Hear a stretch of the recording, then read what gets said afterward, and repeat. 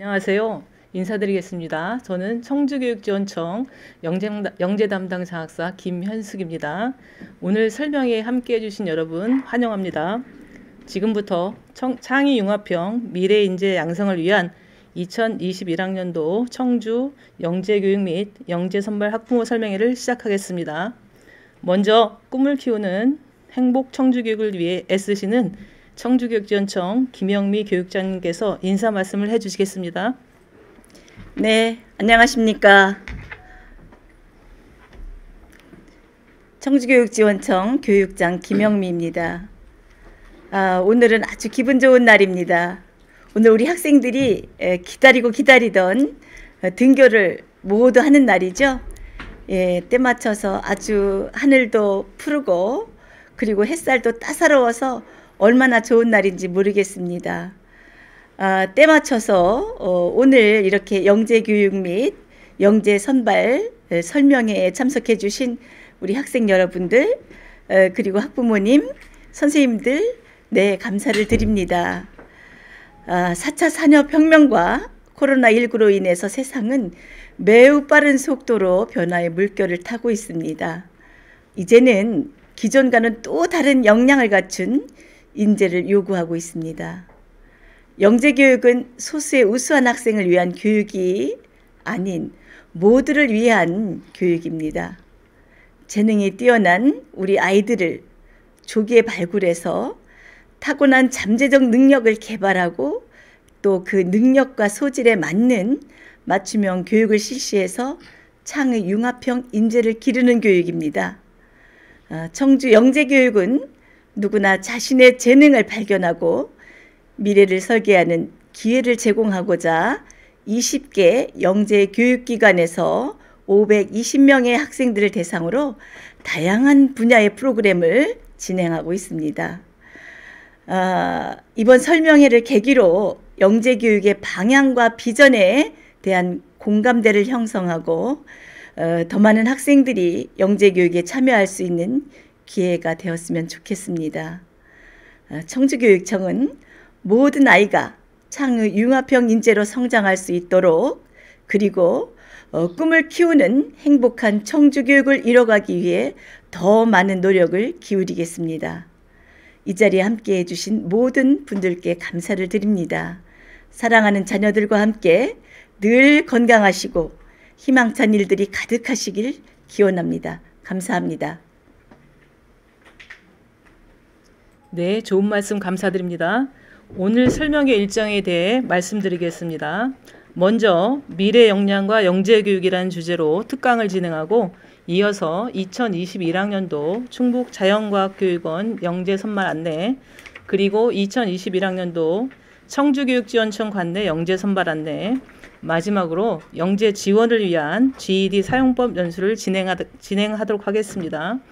처음 온라인 연수를 진행하기 때문에 다소 부족한 점이 있어도 양해 부탁드립니다. 설명의 내용 중 혹시 궁금한 점이 있으시면 댓글 달아주시면 마지막에 답변을 드리도록 하겠습니다. 첫 번째 순서로 미래 역량과 영재교육을 주제로 강의해 주실 카이스트 이성애 교수님을 소개해 드리겠습니다. 이성애 교수님은 교육공학을 전공하시고 카이스트 과학교육영재교육연구원에서 연구교수로 재직 중이시며 4차 산업혁명 시대와 과학영재 육성 분야에 전문적인 식견을 가지고 계십니다. 이성애 교수님을 큰 박수로 맞이해 주시기 바랍니다. 네, 안녕하세요. 지금 소개받은 카이스트 과학영재교육연구원의 이성혜라고 합니다. 지금 유튜브로 참여하고 계신 청주시의 학부모님들 그리고 선생님들 그리고 우리 학생들 반갑습니다. 네, 제가 오늘 강의를 할 주제는 미래 역량과 영재교육입니다. 아마 뭐 사회가 바뀌고 있다, 미래가 바뀌고 있다, 4차 산업혁명 시대가 도대체 어떤 변화를 가져올 것인가 아마 학부모님들도 그렇고 우리 학생들도 그렇고 관심이 굉장히 많으실 거예요. 그리고 다른 데서도 아마 다양한 얘기들을 들으셨을 겁니다. 사회가 이렇게 급격하게 변할 때 도대체 우리는 어떤 준비를 할 것인가, 그리고 우리 아이를 영재교육을 시켜야 되나 말아야 되나, 도대체 영재교육에서는 뭘 하나, 이런 종류의 궁금함들이 있으셨을 거고요. 제가 사전 질문을 받아보니까 다른 지역보다 확실히 청주에 계신 학부모님들이 관심이 굉장히 높으세요. 질문이 많이 들어왔습니다. 그래서 많은 질문 내용들은 제 강의 내용에서 조금 궁금함이 해소가 되실 수 있고요. 아니면 또 나머지 질문들은 제가 추가적으로 질의응답을 통해서 답변을 드리도록 하겠습니다. 네. 저는 오늘 뭐 4차 산업혁명, 그리고 지금 다들 몸으로 겪고 계신 이 코로나19, 이런 것들이 우리 교육을 도대체 어떻게 변화시키고 있나, 이런 부분들에 대한 얘기를 드려보도록 하겠습니다. 사실 코로나 이전까지는 지금 뭔가 교육, 사회, 그다음에 뭐 여러 가지 변화를 끌고 가고 있었던 것이 4차 산업혁명이었는데, 갑자기 이제 코로나가 찾아오면서 많은 것들이 또 바뀌고 있습니다. 그래서 이 두 가지를 우리가 교육과 관련해서 어떻게 봐야 하는가, 이런 말씀을 좀 드리겠습니다. 아마 4차 산업혁명은 뭐 이미 우리 모두에게 익숙한 단어라고 생각을 합니다. 안 들어보신 분들이 안 계실 거예요. 그래서 4차 산업의 특징이 뭔가 보면 사실은 지능정보기술이 핵심이 되는 어떤 사회 변화라고 할 수 있죠. 지능정보기술이라고 하는 것의 대표적인 것들, 제가 이제 우리 학생들한테 많이 물어봅니다. 4차 산업혁명 하면 뭐가 생각납니까? 그러면 우리 학생들 제일 많이 대답하는 게 인공지능이요, 뭐 빅데이터요, 로봇이요, 이렇게 얘기를 하죠. 사실 맞는 얘기죠. 4차 산업혁명은 지금 말씀드린 이런 기술들이 뭔가 사회의 변화, 뭐 교육의 변화를 지금 이렇게 일으키고 있는 기술적 혁명이라고 볼 수 있습니다. 여기 보시면 뭐 로봇, AI, 그다음에 클라우드 컴퓨팅, 뭐 네트워크, 사물 인터넷, 빅데이터, 이런 것들입니다. 이런 기술의 특징들이 무엇인가 보면 기본적으로 모든 것들이 네트워크에 연결돼 있습니다. 연결돼 있다는 게 되게 중요해요. 뭔가 컴퓨터에 다 연결이 돼 있어요. 예전에는 뭐 인터넷, 컴퓨터가 연결돼 있다고 하면, 지금 보실지 모르겠지만 저는 이렇게 시계를 차고 있죠. 이게 애플워치인데 시계가 인터넷에 연결이 돼 있어요. 그게 어떤 의미를 가지냐면, 제가 하는 어떤 많은 종류의 뭐 행동이나 이런 것들이 다 데이터로 기록이 되고 있다는 의미입니다. 4차 산업의 핵심적인 특징은 우리가 왜 사물 인터넷이라고 하잖아요. 모든 기기들이 인터넷에 연결되어 있는 사회라고 볼 수가 있습니다. 예컨대 지금은 뭐 TV도 인터넷하고 연결되어 있죠. TV는 아주 기본이에요. 자동차도 어느 부분들은 인터넷이랑 연결이 되어 있죠. 심지어 냉장고, 세탁기, 이런 것들이 다 연결이 되어 있습니다. 거기서 갖고 오는 어떤 특징은 뭐냐면, 그 모든 것들이 나의 데이터를 만들어내고 그 데이터들이 어딘가 클라우드에 저장이 돼 있다는 얘기입니다. 그러면 그 데이터를 누군가는 활용을 하겠죠. 그걸 활용해서 뭔가 나에게 필요한 정보를 제공해 준다든가, 아니면 뭐 그걸 가지고 더 나은 가치를 창출한다거나 하는 것들이 4차 산업혁명의 핵심이라고 할 수가 있어요. 그래서 예컨대 사물들, 컴퓨터들이 단순히 데이터만 갖고 있는 게 아니라 그 데이터를 기반으로 지능적인 서비스를 제공하는 것, 이것이 4차 산업혁명의 가장 핵심적인 특징이라고 볼 수가 있습니다. 굉장히 많은 미래학자들, 그리고 사회학자들, 경제학자들, 뭐 교육학자들이 도대체 이러한 지능정보기술 기반의 사회가 우리한테 어떤 영향을 미칠 것인가, 이런 거를 굉장히 예측하려고 노력을 많이 하고 있습니다. 지금 하고 있는 거 대부분 다 예측이죠. 직업이 어떻게 변한다, 뭐 사회가 어떻게 변한다 하는 것들이 사실은 다 전문가들의 예측일 뿐입니다. 사실 우리 정확하게 알지 못해요. 그건 뭐 아주 솔직하게 말하면 누구도 미래를 예측할 수 없죠. 어느 방향으로. 사실 누구도 코로나가 이렇게 올 거라고 아무도 예측을 하지 못했습니다. 그렇기 때문에 예측을 할 수는 없지만, 정확하게 예측을 할 수 없지만 예측하려고 노력을 하는 거죠. 어떤 것들이 변할 것인가. 인재상이 변하는 거는 핵심이죠. 왜냐하면 컴퓨터가 나보다 똑똑해지고요, 로봇이 나보다 똑똑해질 때, 그러면 나는 어떤 역량을 가져야 하는가, 그리고 사회는 어떤 역량을 가진 인재를 요구하는가, 인재상의 변화가 핵심적으로 요구됩니다. 그렇기 때문에 교육이 바뀌어야 된다는 얘기를 많이 하는 거죠. 아주 쉽게 말하면 로봇과 AI와 대결해서 이길 수 있는 사람의 역량은 무엇인가, 그런 역량을 학생들이 갖추는 게 굉장히 중요하게 됩니다. 네, 뭐 되게 그래프가 복잡해 보이지만 지식의 증가량을 더 이상 이제 사람이 따라잡을 수 없게 돼요. 사람이 따라잡는 것보다 로봇이 그 지식을 학습하는 게 훨씬 더 빠르게 되죠. 그러면 우리는 학습을 하는 것, 지식을 아는 거 말고 다른 역량을 가져야 로봇을 상대해서 이길 수가 있게 되는 거죠. 로봇이 우리랑 싸워야 될 대상이냐 그런 얘기는 아니고요. 지난번 포럼 보신 분들 알겠지만 거기서 한 분은 로봇에게 지배당할 것이냐 지배할 것이냐 이런 말씀을 하셨어요. 근데 사실 로봇을 우리가 싸우는 대상으로 본다기보다는 로봇과 다른 역량을 사람이 갖는 것이 필요하다고 보는 것이죠. 예컨대 지식이 이렇게 빠르게 변할 때 우리는 저 지식을 다 알거나 학습하거나 해서 우리가 갖고 있을 수는 없죠. 컴퓨터가 훨씬 더 잘 알고 있는데 굳이 우리가 저 지식을 다 학습할 필요는 없다는 것이죠. 그래서 여기 보시면 지식을 가르치는 것, 지금까지도 많은 교육은 물론 교육도 바뀌고 있는 상황이었습니다. 그러나 지식을 아는 것보다는 뭔가 나에게 필요한 지식들을 학습해 나가는 능력, 그 지식들을 활용해 나가는 능력이 미래에 더 필요한 역량이라고 이렇게 보는 것이죠. 네, 여기 보시면 사실 이제는 우리가 뭔가 많이 외우지 않죠. 외워야 될 것들을 대부분 핸드폰 안에 다 들어있어요. 찾으면 된단 말이죠. 요즘 학생들은 사실 굉장히 검색에 익숙하죠. 모르는 거 있으면 바로바로 검색하고 그때그때 이제 확인하고 하는 것들이 익숙합니다. 근데 예전에는 똑똑한 사람이라고 하면 저 많은 것들이 머릿속에 다 저장돼 있는 사람이었어요. 우리 옛날 말로 워킹 딕셔너리라는 말이에요. 걸어다니는 백과사전. 이런 사람들이 되게 똑똑한 사람이었단 말이죠. 잘 외우고 그런 많은 정보들이 머릿속에 있고.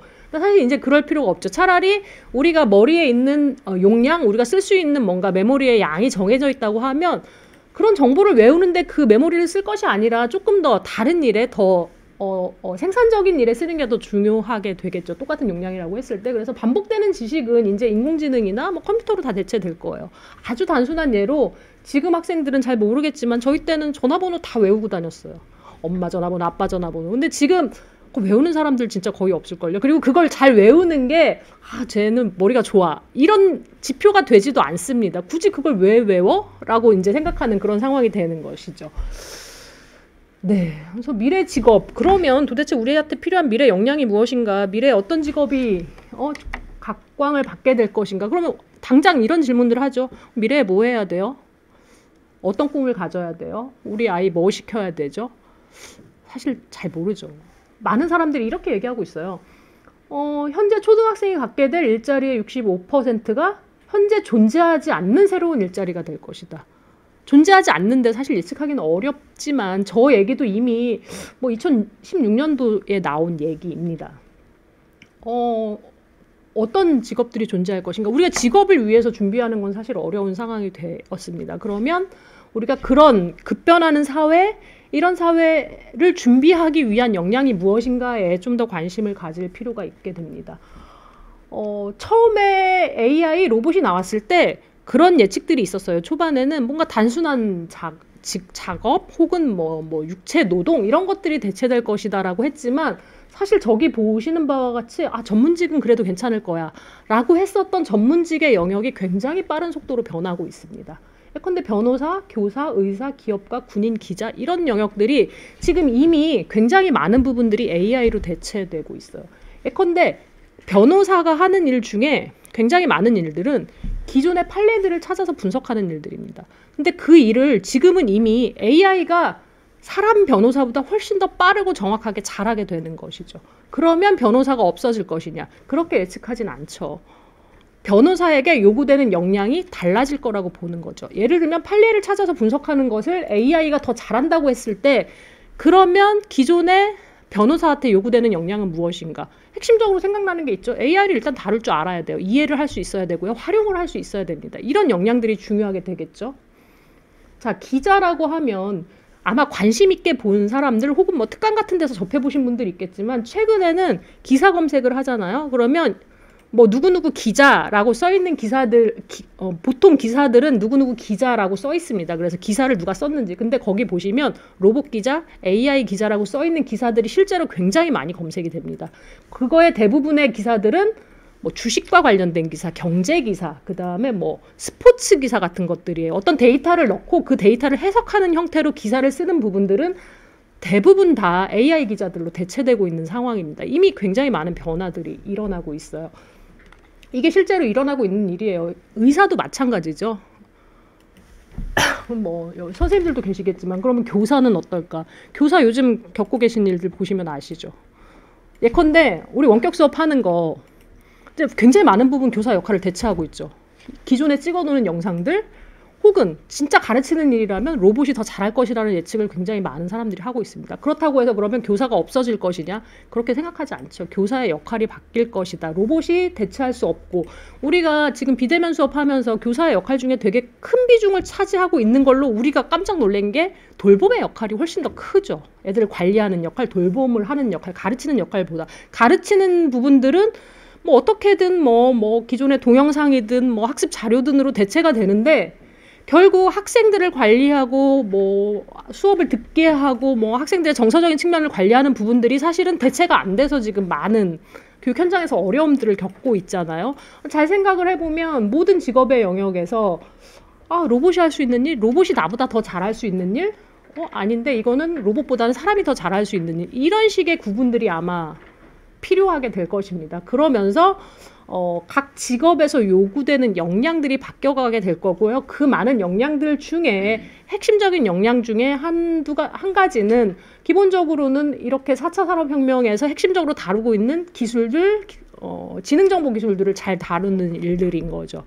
아마 다시 또 계속 이 비대면 수업에 대한 얘기를 해서 그런데 이제 뭐 우스갯소리로 저희도 유튜브에 적응하는 자와 적응 못하는 자 두 종류의 사람이 있을 것이다. 그래서 유튜브 강의를 잘 못하면 이제 점점 이 강의 시장에서 도태될 것이다 라는 얘기를 뭐 저희들끼리도 하고요. 선생님들도 그렇게 느끼실 거예요. 이 컴퓨터를 잘 다루고 비대면 교육을 잘하는 선생님들과 막 따라가기 버겁고 그래서 막 효과적으로 잘 못하고 이런 선생님들 차이가 이제 계속 벌어지고 있는 상황이 됩니다. 저도 뭐 이렇게 숙련된 유튜버가 아니라서 지금 그렇게 잘하는 것 같진 않지만 뭐 적응하려고 노력을 하고 있는데 이런 식으로 근데 이런 변화가 이렇게 갑자기 저희한테 올 거라고 생각을 못했죠. 아무도. 그렇죠? 갑자기 나한테 유튜버로서의 역할을 요구할 것이라고는 생각을 하지 못했습니다. 근데 이제 이렇게 급작스러운 변화들이 찾아오게 되고 여기에 어떻게 적응을 하느냐가 중요한 문제가 되게 됩니다. 네, 뭐 이 영상은 사실 이게 유튜브라서 틀어드릴 수는 없어요. 알쓸신잡에 뭐 사실 저보다는 저희 카이스트의 정재승 교수님이 나오셔서 말씀을 해주시면 좋겠지만 뭐 저런 얘기를 하셨죠. 사라지는 것들, 직업에 대해서 뭐 어떤 직업들이 사라지는가, 우리가 뭐 2차 산업혁명, 3차 산업혁명을 겪으면서 어떤 직업들이 사라지고 어떤 직업들이 생겨나는가. 근데 뭐 핵심적으로 저 영상에서도 하는 얘기는 새로운 직업들이 나타나지 직업 자체가 사라진다기보다는 뭔가 직업의 형태나 역량이나 이런 것들이 바뀌고 있다는 얘기를 하고 있습니다. 그래서 결국에는 그 지점이 어떤 것들인가, 어떤 것들이 요구되는가를 그래도 빨리 파악을 하고 따라가려고 노력을 하는 것이 정말로 우리에게 필요한 역량이 아닌가 그렇게 생각이 됩니다. 네, 뭐 그래서 어떤 역량이 필요한가? 미래학자들, 교육학자들이 정의하려고 되게 노력을 많이 해요. 전 세계적으로 핵심 역량이라는 것이 이제 이슈입니다. 그래서 어떤 역량이 가장 핵심적인가? 뭐 여러 가지 역량들이 있어요. 그래서 아마 아시는 분들 아시겠지만 2015 개정교육과정, 그러니까 2018년도에 시행된 개정교육과정부터는 역량중심 교육과정이라고 해서 우리나라 교육부도 모든 교육의 목표를 역량중심으로 재편을 하고 그거에 맞춰서 교육과정을 개정하는 작업들을 했습니다. 보시면 뭐 공통적인 역량들이라는 것들이 있습니다. 뭐 비판적으로 사고하는 거, 창의성, 그다음에 의사소통 기술, 협력, 그다음에 컨티뉴어스 러닝, 지속적으로 학습할 수 있는 역량. 사회가 계속 바뀌고 있기 때문에 계속 새로운 지식과 기술들이 필요하죠. 그래서 이런 지속적으로 학습하는 역량, 그다음에 도전 정신. 굉장히 중요합니다. 예컨대 새로운 기기들 혹은 새로운 정보들이 있을 때 그거를 나는 한번 배워봐야지 라고 생각을 하는 것과 도저히 나는 이제 더 이상 따라갈 수가 없어. 사실 저는 정말 기술의 최첨단인 분야에서 일을 하고 있어요. 카이스트에서 일을 하기도 하고 그다음에 이제 제 분야가 이 에듀테크를 다루는 분야이기도 하지만 매번 새로운 기술을 이렇게 업데이트하는 거 굉장히 어렵고 힘든 일이에요. 언제쯤 저도 이걸 더 이상 못할까 막 이런 걱정이 들지만 그래도 어쨌든 이 순간에 필요한 건 도전 정신인 거죠. 그래서 뭐 이런 것들, 그 다음에 다른 사람들에 대한 배려, 뭐 이런 공감 이런 것들이 핵심 역량이라고 크게 대두되고 있습니다. 그러면서 이제 이런 역량들을 기반으로 우리에게 필요한 인재가 어떤 인재인가, 뭐 여러 가지 정의들이 있어요. 저기 보시면 뭐 지식 창조형, 뭐 문제 창조형, 문제를 발굴하는 거, 그다음에 새로운 지식을 만들어내는 거. 집단 지성, 여러 사람들의 의견들을 모아가지고 아이디어를 도출해내고 발굴해내는 거. 그 다음에 융합형, 요즘 이제 굉장히 또 화제 중에 하나죠. 융합형 인재. 카이스트도 어제 그저께 오늘 공문에 융합 인재 학부를 신설한다고 나왔습니다. 융합 기초학부, 기존에는 이름이 융합 기초학부였는데 융합 인재 학부라고 해서 이제 융합형 인재를 기르겠다는 얘기예요. 그리고 융합 인재 학부의 학부장이 정재승 교수님이십니다. 그다음에 협력적 소통형 인재, 그리고 뭐 감성적 사고형 인재, 이런 종류의 인재들을 사회가 필요하게 될 것이다라고 계속 강조드리지만 예측을 하고 있는 것입니다. 정답이 아니에요. 그냥 이러지 않을까라고 많은 전문가들이 얘기를 하는 것입니다. 자, 이렇게 인재상이 바뀌고요. 그 다음에 또 그 각각의 인재들에게 필요한 역량이 바뀌고 있어요. 그러면 당연히 교육이 바뀌기를 기대하게 되죠. 그렇죠? 교육이 바뀌어야 된다는 얘기는 4차 산업혁명 얘기가 나오면서 계속 지속적으로 대두돼 있습니다. 기존 교육으로 저런 역량을 가진 인재를 양성할 수 있을 것인가. 그래서 교육도 계속 바뀌려고 노력을 하고 있죠. 교육과정을 개편한다든지, 뭐 지금 교육 현장에 도입되고 있는 많은 변화들, 예컨대 융합교육, 스팀, 뭐 메이커 교육, 코딩, 뭐 심지어 요즘엔 AI 교육, 이 모든 것들이 결국에는 이런 뭔가 시대 변화에 우리 학생들을 따라잡을 수 있게 하기 위해서 바뀌는 이런 교육의 변화들이라고 할 수가 있습니다. 그래서 교육의 역할은 무엇인가, 지속적으로 교육에 대한 성찰을 요구하고 있어요. 교육이 정말 잘하고 있나, 저런 인재를 키우고 있나, 정말 비판적으로 사고하는 인재 혹은 창의성을 가진 인재들을 지금 우리 교육에서 키워주고 있나, 이런 종류의 고민들을 지금 교육부에서 굉장히 많이 하고 있는 상황입니다. 네, 뭐 이미 한참 전이지만 뭐 2010년도 OECD 보고서에 보면 우리 학생들이 가져야 될 핵심적인 능력들 이렇게 보고 있죠. 그런 역량들을 기르기 위해서 어떤 걸 해야 될까? 지적인 도구를 사용하는 능력. 옛날에는 지적인 도구를 우리가 읽기, 쓰기, 계산하기 이렇게 세 가지로 봤어요. 근데 최근에는 굉장히 확장돼 있죠. 도구를 활용하는 능력들이 저기 포함되어 있습니다. 특히 소프트웨어, 컴퓨터, 뭐 스마트 도구, 그 다음에 다양한 언어들을 사용하는 것들을 포함해서 이런 것들이 있어야 결국에는 커뮤니케이션도 되고 문제 해결도 되고 여러 가지가 가능하잖아요. 그래서 이런 지적인 도구를 사용하는 능력을 키워준다 라고 볼 수 있고요. 예를 들면 뭐 학교나 지금 사실 이 코로나 시대에 여러 가지들을 보면 우리가 굉장히 스마트 기기들이 보급률이 높음에도 불구하고 이 기기들을 학생들이 효과적으로 사용하는 것을 잘 준비하지 못했던 거예요. 예를 들면 전 세계적으로 보면 보급률은 높은데 그런 기기들을 학교에서 혹은 학습을 위해 활용하는 활용도는 완전 최하위권인 이런 상황이었습니다. 사실 학교에서도 그렇고 이제서 부랴부랴 뭐 학교에 무슨 애들 와이파이 뭐 초고속 와이파이를 설치하겠다 이렇게 하지만 되게 금기시돼 있어요. 애들. 저희도 이제 학생 교육 많이 하는데 저는 제 철학하고 안 맞아서 이제 학생들 핸드폰을 안 걷어요. 왜냐하면 저는 항상 얘기하죠. 핸드폰을 이제 캠프 이제 교육을 받으러 온단 말이죠. 근데 핸드폰을 네가 스스로 컨트롤해서 쓰는 것도 결국에 네가 가져야 될 역량이다라고 보기 때문에 이제 저는 잘 안 걷는 편인데, 그러면 이제 학부모님들 막 항의 전화하세요. 애들 핸드폰 왜 안 걷냐, 걷어달라, 막 이렇게 하시는 거죠. 그러니까 애들이 뭔가 핸드폰을 쓰는 걸 되게 금기시하는 분위기가 있잖아요. 집에서도 엄마들 그냥 학생들 우리 애기들 핸드폰만 갖고 있으면 게임할까봐 막 맨날 이러시고, 학교도 마찬가지입니다.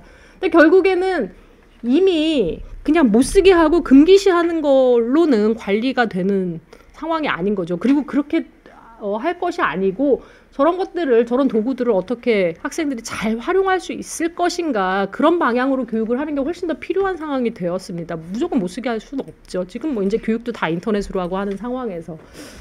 또 하나는 이질적인 집단에서 소통하는 능력을 키워준다는 것입니다. 이건 뭐 의사소통 관련된 능력들인 거죠.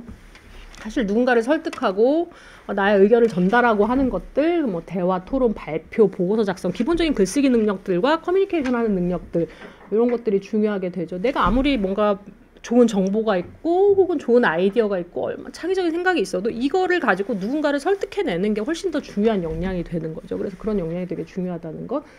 그 다음에 코로나와 함께 훨씬 더 커진 역량이 있어요. 자율적으로 행동하는 능력.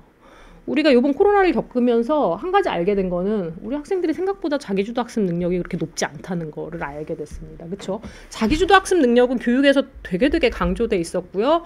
기본적으로 뭐 성적이 우수한 학생들 혹은 영재 학생들이 갖고 있는 역량이라고 봤어요. 근데 모두가 원격 수업을 하는 상황이 돼버리니까 자기주도 학습 능력이 높은 학생들, 낮은 학생들 간에 뭔가 성취도의 갭이 막 벌어지기 시작을 합니다. 이 원격 수업을 혼자 관리하면서 스스로 할 수 있는 아이들과 그렇지 못하고 뭘 해야 될지 모르겠고 아니면 뭐 딴 거 하고 하는 학생들 사이에 이제 성취도들이 벌어지기 시작을 했죠. 그래서 굉장히 전세계적으로 지금 중요하게 보고 있는 이슈가 저 자기주도 학습 능력입니다. 앞으로 점점 더 커지게 될 거예요.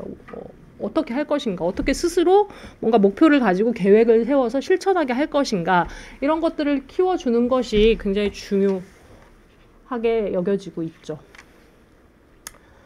네, 뭐 교육 시스템이 변화돼야 된다. 계속해서 인재상이 변하기 때문에 그렇습니다. 그래서 우리가 기본적으로 이런 얘기들을 합니다. 특히 기존에는 뭔가 정해진 것들을 배웠어요. 교과서에 있는 지식들을 배우는 거. 물론 지식을 배우는 거 되게 중요해요. 지식을 기반으로 우리가 뭔가 창의성도 발휘를 할 수 있고 한데 결국에는 지식을 배우는 데서 끝나는 것이 아니라 앞으로의 교육은 이 지식을 활용해서 정말 여러 가지 문제들을 해결해 보는 경험이 훨씬 더 중요하게 될 것입니다. 그래서 모든 교육의 방향이 문제 해결 중심으로 바뀌고 있어요. 예컨대 우리가 수학을 배우거나 과학을 배우거나 뭐 심지어 소프트웨어를 배우거나 뭐 AI를 배우거나 왜 배우냐 하는 것이죠. 그거를 배워서 뭐 할 거냐. 성적을 잘 받기 위해서. 그게 아니고 그렇게 배운 것들을 가지고 어떤 문제들을 해결할 수 있느냐에 중점을 둬야 되는 것이죠. 특히 여기서 한 걸음 더 나아가서 영재들에게 필요한 역량은 문제 발견이라고 하고 있습니다. 문제 해결 능력은 모든 학생들에게 필요하지만 정말 우리가 일상생활에서 뭔가 비판적으로 사고하면서 뭐가 문제지? 이 문제를 어떻게 개선하지? 라고 생각할 수 있는 능력은 정말 영재들에게 필요한 역량, 그리고 AI나 로봇으로 절대 대체될 수 없는 역량이라고 보는 것이죠. 그래서 저기 보시면 문제를 발견하고 그 문제에 대해서 스스로 학습을 해가면서 해결해 나가는 역량이 아마 중요하게 될 거고, 저런 훈련들을 아마 교육에서 계속해서 해나가게 될 것입니다. 영재교육에서도 아마 오시면 저런 경험들을 많이 하게 될 것입니다. 뭐 정리하면 여러 가지 뭐 사회가 어떻게 변하고 있는가, 교육에 어떤 요구들이 생기고 있는가, 저 키워드들만 보셔도 뭐 실용적이고 경험적인 교육, 스스로 배움을 찾아가는 형태, 뭐가 필요한가, 내가 관심 있는 건 무엇인가, 협업 역량, 도전 정신, 이런 것들이 미래 인재에게 필요한 역량이고요. 교육 패러다임과 관련해서 그래서 최근에 이제 우리가 교육에서 굉장히 핵심적으로 등장하는 키워드들이 있어요. 뭐 프로젝트 학습, 뭐 문제 기반 학습, 그 다음에 뭐 협력 학습, 학생 중심 교육, 융합 교육, 메이커 교육, 이런 것들이 다 이런 맥락에서 나온 거죠. 사실 굉장히 입시 위주, 그 다음에 성적 위주로 접근하는 학생이나 부모님들의 경우, 얘들아 자꾸 뭘 시켜요, 안 가르쳐주고, 뭘 자꾸 하라 그래, 프로젝트도 하라 그러고, 뭐 이런 것 사실 거부감이 있으신 분들이 되게 많으세요. 대학에서도 많은 학생들이 심지어 카이스트에서조차도 교수님이 수업을 안 하고 가르쳐주지를 않고 자꾸 우리한테 뭘 시켜요 라고 하는 거에 불만이 있는 학생들이 있습니다. 근데 사실은 정말 필요한 역량은 교수가, 교사가, 강사가 뭔가를 가르쳐주는 것이 아니고 학생들이 뭔가 주어진 문제를 해결하는 경험을 통해서 스스로 학습해 나가는 경험을 하는 게 훨씬 중요합니다. 그래서 더더군다나 영재교육에서는 모든 것들이 학생들의 탐구활동, 프로젝트 활동들, 이런 것들을 하게 될 거고요. 그런 것들이 굉장히 혁신적인 어떤 교육 방법들이라고 그렇게 이해를 하시면 좋을 것 같고, 그걸 통해서 학생들이 기존에 수업에서 배운 지식들을 활용해 볼 수 있는 이런 역량을 키우는 과정이라고 보시면 좋을 것 같습니다. 네, 지금 말씀드린 것들이죠. 지금 4차 산업혁명 시대 교육의 핵심은 역량 중심, 창의적 문제 해결력, 창의성, 이런 것들을 어떻게 키울 것인가, 그리고 이런 것들을 하기 위해서 뭐 프로젝트 중심 교육, 융합 교육, 뭐 실제로 활용할 수 있는 지식과 기술의 교육, 뭐 발명, 메이커, 기업가 정신, 다 같은 맥락이에요. 지식을 활용해서 새로운 가치 산출물, 아이디어들을 만들어내는 거. 그 다음에 사회 문제들에 관심을 갖도록 하는 거, 이런 것들이 4차 산업혁명 시대의 중요한 교육의 방향이라고 보시면 될 것 같습니다.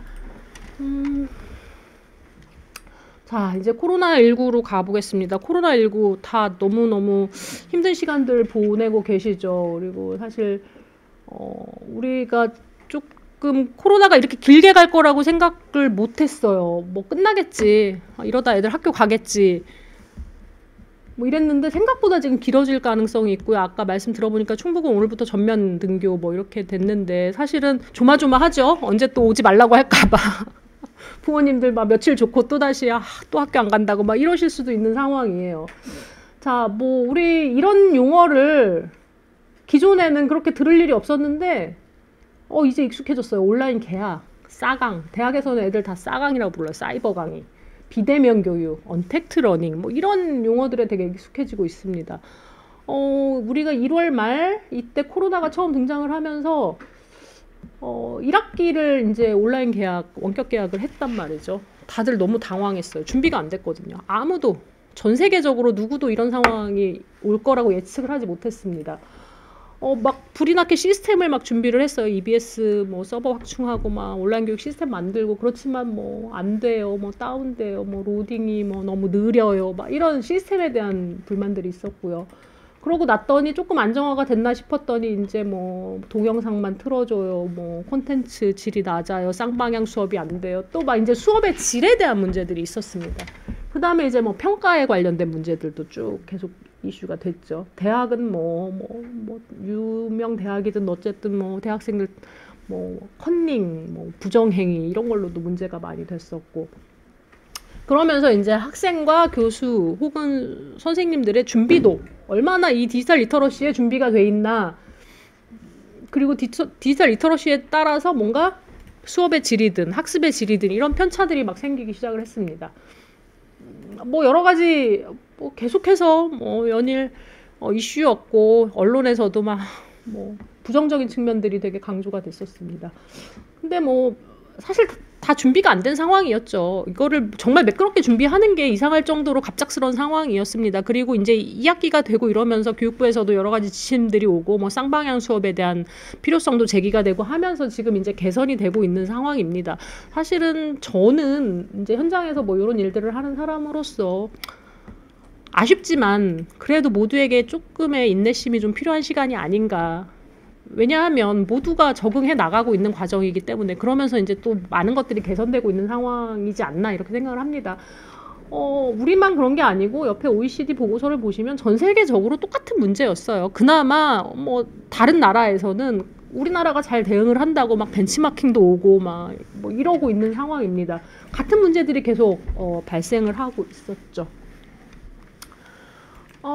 코로나19 시대에 여러 가지 어려운 점들, 뭐가 문제였냐, 모두가 문제점에 대해서 얘기를 할 때 그나마 이 코로나19가 교육에 가져온 긍정적인 측면은 없나 라고 질문을 했을 때 전 세계적으로 이런 것들이 도출이 됐어요.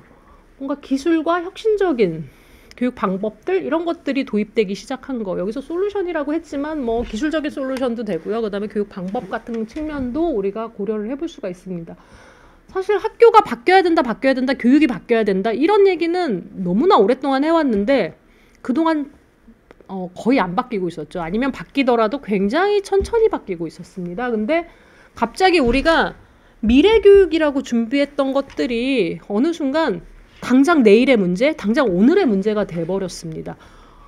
이런 것들이 갑자기 이제 학교 현장으로 들어온 것, 이런 게 한 가지 긍정적인 측면이라고 볼 수 있고요. 또 하나는 우리 학생들이 자기주도 학습 능력, 혼자서 학습을 하는 역량이 굉장히 낮다고 하지만 그래도 긍정적인 측면은 이 온라인 수업을 통해서 그런 능력들이 지금 그래도 조금씩 높아지고 있을 거라고 기대하는 것입니다. 여기에 뭐 디지털 리터러시도 포함이고요. 그래서 학습자가 스스로 학습을 관리하는 자율성이 좀 높아지고 있다. 그리고 또 한 가지는 교육에 대한 사회적 관심의 확대죠. 지금까지는 우리가 교육에 대해서 관심이라고 했을 때 그 관심은 다 어디에 있었냐면 입시, 성적, 대학, 수능 이런 데만 있었어요. 모두가 다 거기에만 관심이 있었단 말이에요. 어떻게 하면 뭐 좋은 대학 갈까, 수능을 잘 볼까. 근데 지금 한 가지, 이게 뭐 좋기만 한 건 아니지만 한 가지 긍정적인 측면은 모두가 수업에 관심이 생겼습니다. 수업을 어떻게 잘할 것인가. 물론 이제 수업을 실제로 하는 선생님들 입장에서 엄청 부담이죠. 선생님들 이거는 뭐 대학도 마찬가지인데 부모님들이 보고 있는 거 수업을 하는데 되게 부담스러운 상황인 거예요. 그렇지만 그게 결국에는 교육의 질을 높일 수밖에 없게 되겠죠. 그렇게 내가 수업을 어떻게 하느냐가 지금까지는 아무도 몰랐다면, 우리 학생들밖에 몰랐다면 이제 다 오픈된 상황. 저만 해도 제가 지금 하고 있는 강의가 유튜브 라이브로 나가죠. 그 다음에 이게 영상으로 남습니다. 그러면 그냥 한 번 하고 휘발성으로 날아가는 강의보다는 훨씬 더 이렇게 신경을 쓸 수밖에 없게 되거든요. 그거에 대한 부담도 되게 크고, 그러면서 교육의 질이 자연스럽게 올라갈 거라고 기대를 합니다. 그래서 네, 그 관심이 사실 부담스럽고 그렇지만 또 나쁘기만 한 건 아니다. 뭐 이렇게 우리가 생각을 하는 게 좋지 않을까 싶고요. 네. 자, 이제 여기서 선생님들도 학부모님들도 이제 믿고 싶지 않아 하는 얘기를 하나 드려야 되죠. 코로나19가 끝나면 다 원상복귀 될 거야. 옛날처럼 돌아가겠지. 빨리 돌아가야 돼. 아무도 그렇게 예측하지 않아요. 이제 코로나 이전의 시대로 돌아갈 수 없다는 거는 교육뿐만이 아니라 모든 영역에서 모두가 하는 말이죠. 그래서 우리가 뭐 뉴 노멀이다, 포스트 코로나다, 뭐 이런 얘기를 하는 것이, 이제 코로나 이후에 세계가 도대체 어떻게 바뀔 것이냐, 코로나 이후에 교육이 어떻게 바뀔 것이냐, 이거에 대해 관심들이 높습니다. 우리가 어떤 테크놀로지들을 교육에 쓰기 시작했죠. 줌이든 유튜브든 뭐 혹은 뭐 다른 종류의 테크놀로지들을 교육에 쓰기 시작했죠. 선생님들 써보시면 이게 100% 뭔가 비효율적이고 안 효과적인, 뭐 이렇지만 않다는 거 아실 거예요. 아, 그래도 써보니까 쓸만하네, 애들이 좋아하네, 이렇게 수업을 할 만하네 하는 것들이 생기고 있다는 걸 아실 수 있을 거예요. 대학은 굉장히 많이 안정화가 됐어요. 이제는 대학에서 굉장히 많은 분들이 뭐 할만한데, 이거 괜찮은 것 같은데? 라고 생각하시는 분들이 많습니다. 그리고 전 세계적으로 저거 6월에 카이스트에서 했었던 뭔가 이 포스트 코로나 시대의 미래교육 전망에 관한 어떤 포럼, 국제 포럼이었는데, 저기에 뭐 내노라 하는 전문가들이 다 나와서 결론은 저런 얘기들이에요. 결국 에듀테크 기반의 교육혁신, 테크놀로지 기반의 교육혁신이 지속적으로 이루어질 것이다. 이게 원래대로 다 교실 수업으로 돌아가진 않을 것이라는 거죠. 그러면서 이거에 맞춰서 원격 교육 기반의 어떤 수업 모델들이 계속해서 나오게 될 거고요. 그리고 온라인 컨텐츠들 계속 확충하게 될 거고, 그다음에 원격 수업을 위한 제도적 기반들, 그다음에 교사나 뭐 학습자의 역량들에 관한 논의들, 이런 것들이 계속해서 이루어질 것이라는 것입니다. 그래서 앞으로의 교육은, 포스트 코로나 시대의 교육은 기본적으로 원격 교육 혹은 테크놀로지 기반의 교육이 될 가능성이 굉장히 높습니다. 아마 원래대로 돌아가기 쉽지 않을 거예요. 빨리 적응하시고 빨리빨리 준비하시는 게 더 도움이 될 거고, 그리고 이 코로나와 같은 상황이 또 언제 올지 사실 예측하기 어렵거든요. 그냥 올 거라고 생각하고 대비하는 게 맞는 상황인 것 같습니다. 자, 정리하면 지금 우리 교육의 변화를 추동하고 있는 건 크게 두 가지 축이 있어요. 기존에 계속해서 논의가 되었던 4차 산업혁명, 그 다음에 코로나19입니다. 4차 산업혁명은 앞서서 말씀드린 것처럼 역량중심 교육과정을 강조하고 있고요. 이 역량중심 교육을 가능하게 하기 위한 어떤 학습자 주도의 교수 방법들을 강조하고 있습니다. 예를 들면 뭐 문제 해결 학습 같은 것들이죠. 그 다음에 코로나19는 여기에 학습을 도와주는 어떤 원격 교육이나 테크놀로지 기반의 교육체제 개편을 계속해서 가속화시키고 있습니다. 기본적으로 학생들이 학습이 유지되도록 하는 게 굉장히 중요하죠. 사실 저는 17개 시도의 교육청하고 영재교육과 관련된 이슈들로 계속 논의를 하고 이렇게 진행을 하고 있는 상황에서 보면 충북은 굉장히 준비가 잘 돼 있었던 상황입니다. 예를 들면 코로나가 왔어도 어쨌든 영재교육을 중단 없이 그래도 진행한 편이었어요. 그리고 이거를 원격교육으로 전환해서도 빠르게 대응을 했습니다. 근데 시도에 따라서는 거의 뭐 6월, 7월까지 학생 선발도 못하고 영재교육이 완전 그러니까 중단된 시도들도 있었습니다. 어떻게 준비하고 있었냐에 따라서 그렇게 학생들의 어떤 이 학습을 지속하는 것에 그렇게 영향들이 많이 있었죠. 그래서 준비가 지속적으로 계속 될 필요가 있다, 이렇게 보실 수 있습니다. 네, 글씨가 제가 잘 안 보이네요. 네, 뭐 그렇지만 네. 자, 4차 산업혁명, 코로나19로 인한 교육의 근본적인 변화 요구. 저거 새로운 문서들 아니에요. 교육부에서 나온 융합교육 종합계획, 수학교육 종합계획, 과학교육 종합계획, 정보교육 종합계획, 올해 5월 달인가 나온 문서들이죠. 저 종합계획들을 쭉 한번 훑어봤습니다. 저것들을 보는 이유는 교육이 어떤 방향으로 가고 있나를 보는 거죠. 보시면 이게 융합교육이든 정보교육이든 과학교육이든 심지어 AI 교육이든 저기 빨간 글씨로 보시면 핵심은 교육의 목표는 문제 해결력이에요. 문제 해결력. 예컨대 융합적인 지식을 활용해서 생활 속의 문제들, 사회의 문제들을 어떻게 해결할 것인가, 혹은 예컨대 문제들을 어떻게 소프트웨어나 AI로 해결할 것인가, 과학으로 해결할 것인가, 수학으로 해결할 것인가. 모든 과목의 목표들이 저거 보시면 진짜 너무 명확하게 문제 해결 역량을 가진 학생을 양성하는 게 공교육의 목표가 됐구나라는 걸 아실 거예요. 공교육 그렇게 되고 있나요? 물론 될 거예요. 교육과정이 저렇게 바뀌고 있기 때문에 될 건데 저걸 보다 빨리 현장에서 추진할 수 있는 거는 영재교육이죠. 그렇죠? 영재교육에서 빠르게 먼저 시범적으로 막 실행을 하신 후에 이제 이런 것들이 이런 방법으로 문제 해결력을 키울 수 있겠구나, 이런 게 효과적이구나, 이런 것들이 이제 일반 교육으로 확산이 될 거란 말이죠. 자, 저런 문제 해결력을 키우기 위해서 그러면 어떤 방법들이 저 문서들이 교육부에서 혹은 기존의 연구들이 제안을 하고 있는가? 키워드들 정확합니다. 프로젝트 수업, 융합 수업. 저기 보시면 주제 중심 융합 프로젝트 수업, 정보 AI 기반 융복합 문제 해결 프로젝트 수업, 첨단 기술 기반 프로젝트형 탐구 수업, 과정 중심 평가, 정보 AI 교과 융합 교육, 학생 참여 주도형 수업, 이런 것들이 제가 작성을 한 게 아니라 저 문서들이 이런 교육 방법이 앞으로 적용돼야 된다고 제시를 한 것들입니다. 이미 영재교육에서 저런 것들 많이 되고 있어요. 할 제안들이 저기 일반 교육을 위해서 돼 있지만 영재교육에서는 이미 오래전부터 프로젝트 수업, 탐구 수업, 학생 주도형 수업 이런 것들을 하고 있죠. 학생들이 빨리 와서 경험하고 빨리 저런 역량을 개발할 수 있도록 영재교육은 이미 그렇게 이루어지고 있는 상황입니다. 네, 그래서 이제 이런 교육의 변화에 대해서는 전반적으로 크게는 제가 보기에는 문제 해결력, 우리 아이에게 필요한 능력이 문제 해결력이구나. 수학을 좋아하는 학생이면 수학을 가지고 일상생활의 문제를 어떻게 해결할 것인가 경험할 수 있도록 해주는 거. 과학을 좋아하는 학생이면 과학을, 혹은 융합적으로 또 코딩이나 소프트웨어를 좋아하는 학생들, AI를 좋아하는 학생들은 자, AI를 가지고 세상의 문제들 혹은 세상에 이렇게 많은 문제들 중에 AI로 해결할 수 있는 문제가 무엇인가? 이런 관점을 갖게 하고요. 그래서 AI를 활용해서 문제를 해결하는 경험을 계속해서 갖도록 하게 하는 거. 결국 그게 이제 영재교육이라고 보실 수 있죠. 교육의 변화와 영재교육의 방향에 대해서 잠깐 살펴보겠습니다. 저기 질문 보시면, 사전 질문 보시면 이런 질문 되게 많습니다. 우리 아이가 영재인지 판단할 수 있는 방법이 궁금합니다. 그리고 영재아의 판별 방법과 영재 테스트를 받아볼 수 있는지 궁금합니다. 사실 없어요. 이거는 그러니까 이제 약간 영재에 대한 우리가 영재를 점심에 저도 이제 친구랑 점심을 먹으면서 얘기했는데 영재교육은 아무나 받는 거 아니지? 막 이렇게 얘기를 한단 말이죠. 그게 이제 학부모님들이 갖고 있는 영재교육에 대한 가장 큰 오해입니다. 영재교육이요? 받으실 수 있습니다. 일단 받아보실 수 있죠.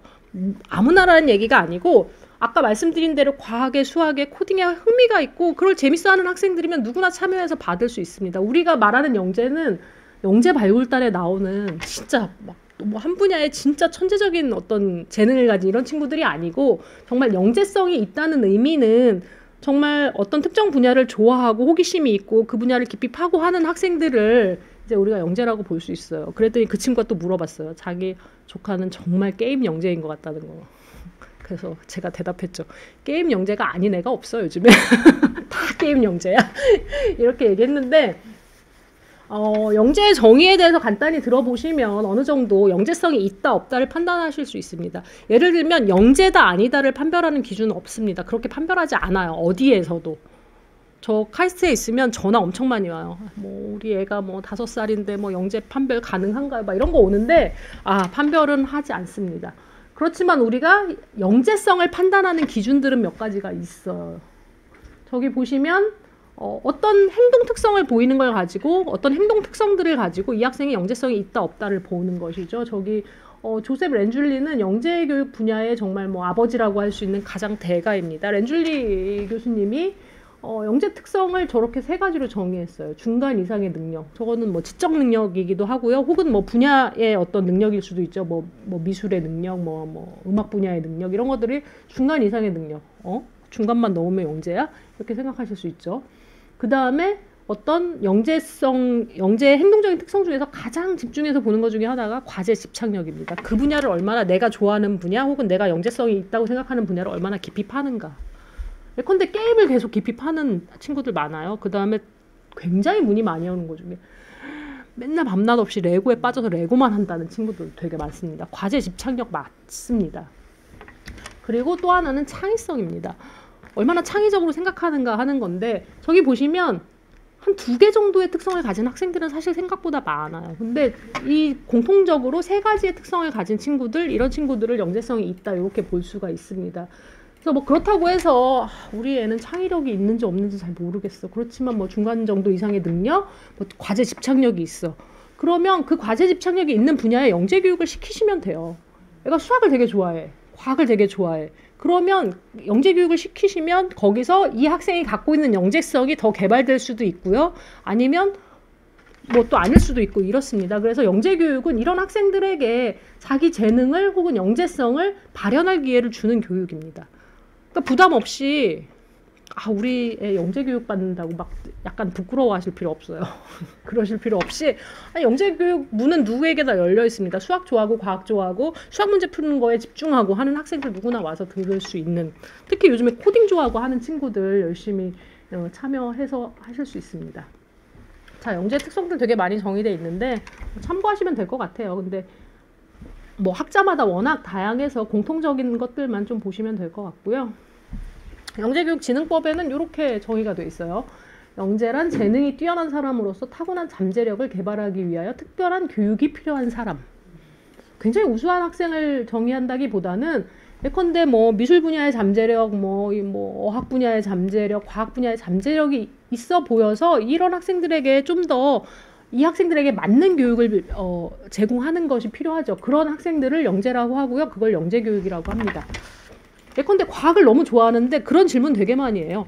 우리 애는 과학 탐구를 되게 좋아하는데 어딜 가서 뭘 배워야 될지 모르겠다는 거죠. 학원 가면 이 학생이 좋아하는 탐구, 문제 해결 이런 거 잘 못하거든요. 그러면 영재교육 보내시면 그 안에서 굉장히 재밌는 거 그리고 자기랑 비슷한 학생들과 그런 경험을 계속해서 할 수 있습니다.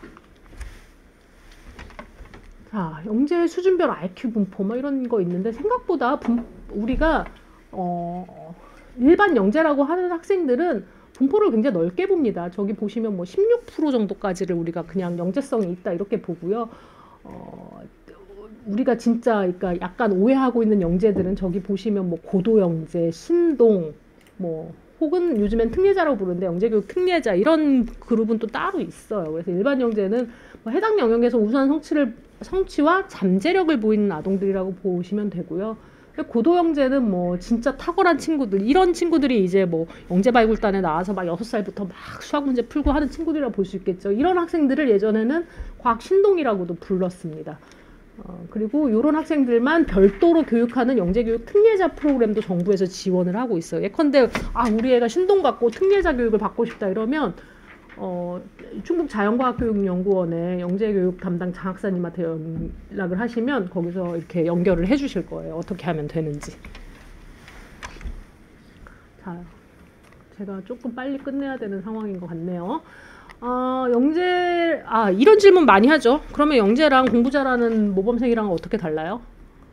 이거 되게 혼란스러운 거 중에 하나예요. 지금 우리는 영재 선발 시스템에서 모범생과 영재를 그렇게 크게 구분하지 않았어요. 공부 잘하는 학생들이 영재이기도 했고 또 영재 애들이 또 모범생이기도 했고 뭐 이렇단 말이죠. 옛날처럼 진짜 막 괴짜 막 한우물만 파고 막 이런 친구들보다는 이렇게 구분이 좀 모호한 상황인데 요걸 계속 이제 저는 이제 어떤 모범생과 다른 영재만 가지는 특성이 무엇인가 뭐 이런 걸 좀 연구하려고 계속 하고 있는 상황입니다. 그래서 일반 고등학생들하고 영재라고 판별된 고등학생들, 영재라고 판단되는 고등학생들하고 이렇게 비교를 해보면 저런 특성들, 학습에 있어서 저런 특성들이 다 비슷하게 나타나지만 영재 학습자라고 하는 아이들이 훨씬 더 탐구적인 학습 전략, 뭔가 스스로 막 주어진 질문에 대해서 막 파고드는 거, 그 다음에 학습 몰입, 지적 호기심 이런 부분에 있어서 공부를 굉장히 잘하는 학생들보다 조금 더 높게 나타납니다.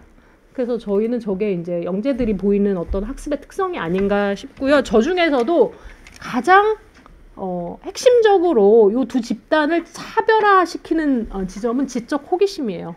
학생들이 뭔가를 알고자 하는 호기심이 얼마나 높은가가 영재 학생들이 일반 학생들, 공부 잘하는 학생들보다 훨씬 더 높게 나타납니다. 이런 거 보시면 아시겠죠? 우리 애가 영재인가 아닌가? 공부만 잘하는 애인가? 뭐 이런 거 조금 구분하실 수 있기를 기대합니다. 네. 자, 영재교육의 목적 및 필요성. 앞에서 되게 많이 말씀을 드렸어요.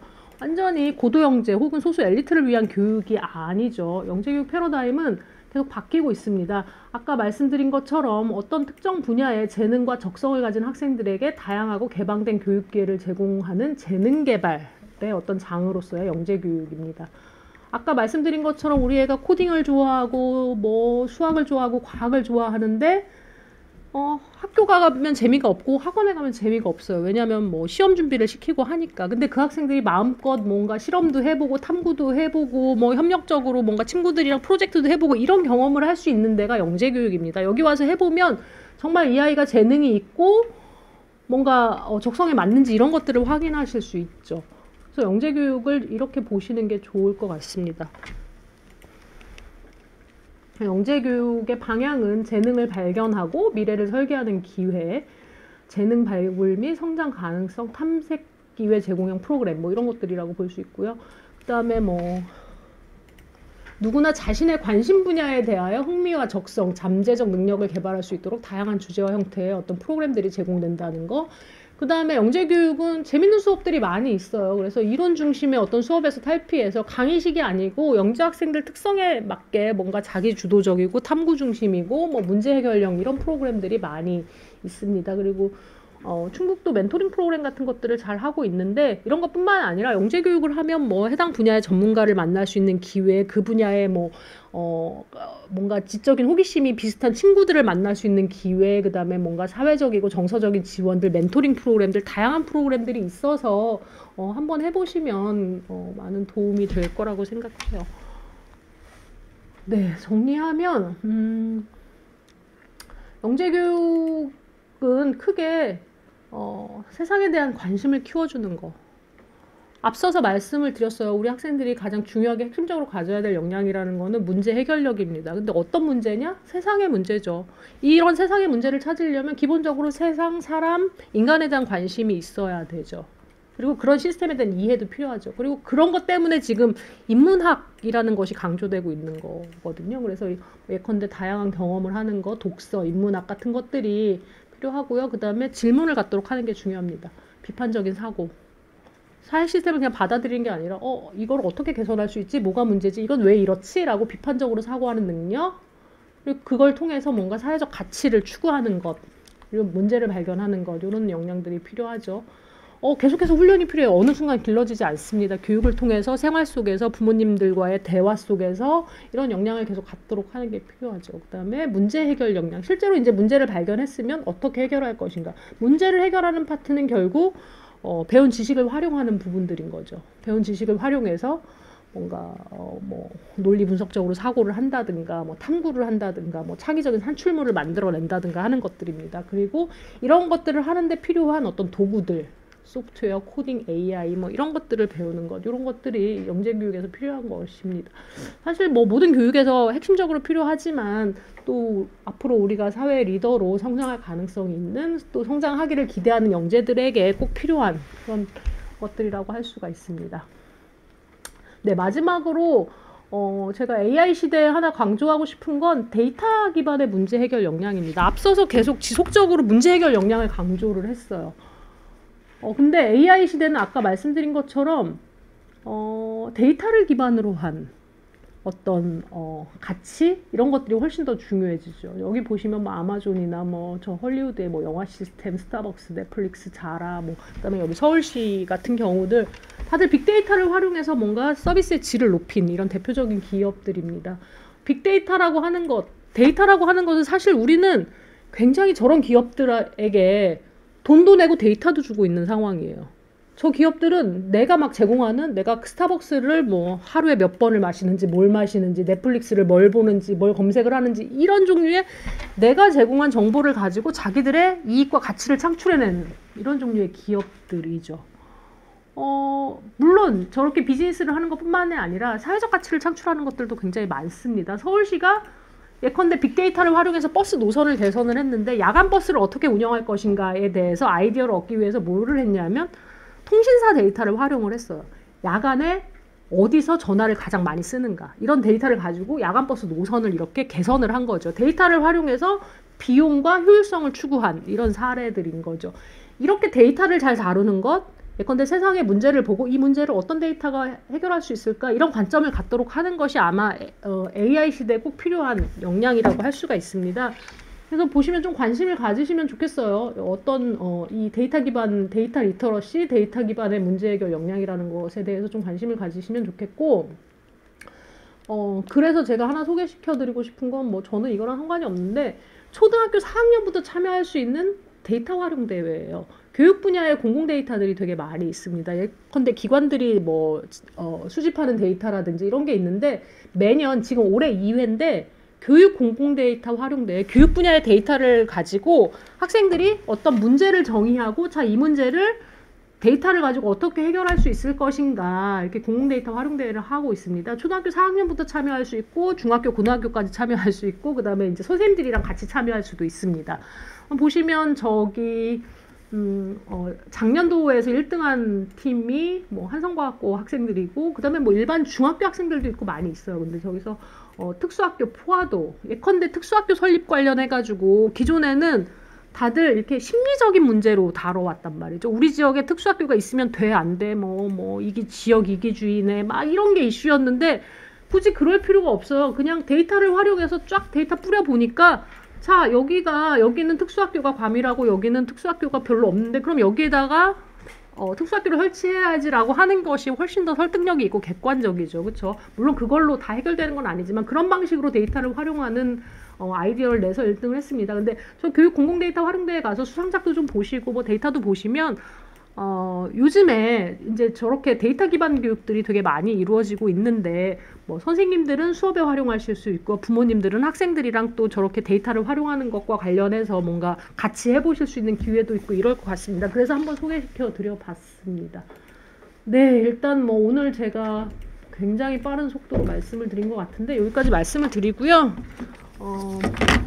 실시간 질문은 없으신 것 같고 제가 사전에 받은 질문들을 몇 가지 답변을 드리겠습니다. 자, 우리 아이가 영재인지 판단할 수 있는 방법이 궁금합니다. 영재 교육을 받아보시면 어느 정도 판단이 되실 거예요. 판단할 수 있는 방법은 사실 잘 없어요. 그리고 영재다 아니다라고 판단하지 않습니다. 그런 패러다임은 좀 지났고요. 영재원에 진학하기 위한 또는 합격하기 위한 자녀 지도 방법이 궁금합니다. 이거는 뭐 저보다는 과학교육원에서 답변을 하셔야 될 것 같지만 제가 답변을 드린다면 어쨌든 어떤 분야에 흥미를 보이는 것 그리고 그 분야에 내가 좋아하는 분야를 위해서 뭔가 꾸준히 학생들이 활동을 하는 것, 뭐 탐구를 하든 책을 읽든 뭐 이런 종류의 어떤 이력들도 되게 필요하고요. 그래서 예를 들면 이런 거 물어보겠죠. 굉장히 과학을 좋아하는데 과학을 좋아해서 지금까지 어떤 것들을 해봤냐, 뭐 최근에 인상 깊게 한 것들은 무엇이냐, 뭐 이런 것들을 준비하는 게 되게 필요합니다. 그리고 뭔가 학생들이 탐구적인 사고를 할 수 있는 것, 과학적인 문제를 줬을 때, 자, 이 문제를 어떻게 풀 수 있을까 했을 때 뭔가 과학적 사고의 절차들을 통해서 학생들이 뭔가 문제를 해결하도록 하는 것, 이런 것들을 좀 준비하시면 좋을 것 같고요. 영재가 되기 위한 공부 방법 및 학부모 지도 방향이 궁금합니다. 이거 되게 어려운, 영재가 되기 위한. 네. 제가 여기서 영재를 뭐 영재 교육원에 입학하기 위해 혹은 뭐 영재가 되기 위해서라기보다는 미래 인재가 되기 위한 어떤 방법들은 앞에서 소개를 드렸습니다. 학생들이 뭔가 인문학적으로 사고하고 세상을 보는 관점을 가지고 문제를 발견하고 그다음에 문제 해결과 관련된 아이디어를 내고 하는 것들이라고 생각을 하시고 그거를 사실 단기간에 할 수 없죠. 꾸준히 준비를 하는 것이 필요합니다. 저는 그렇게 보고 있고요.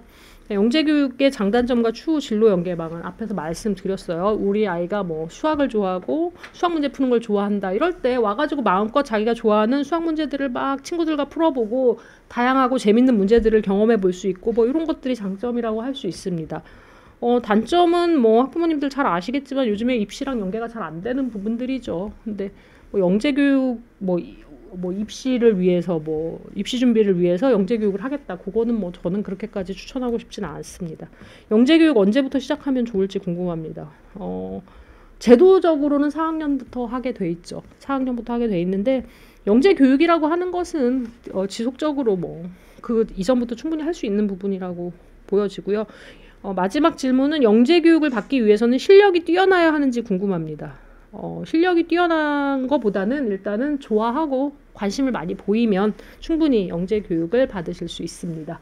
네, 혹시 이거 이외에 실시간으로 질문이 없으시면 네, 일단 저는 이상으로 마치도록 하겠습니다. 네, 감사합니다. 리모컨 좀. 네, 감사합니다. 네. 안녕하십니까.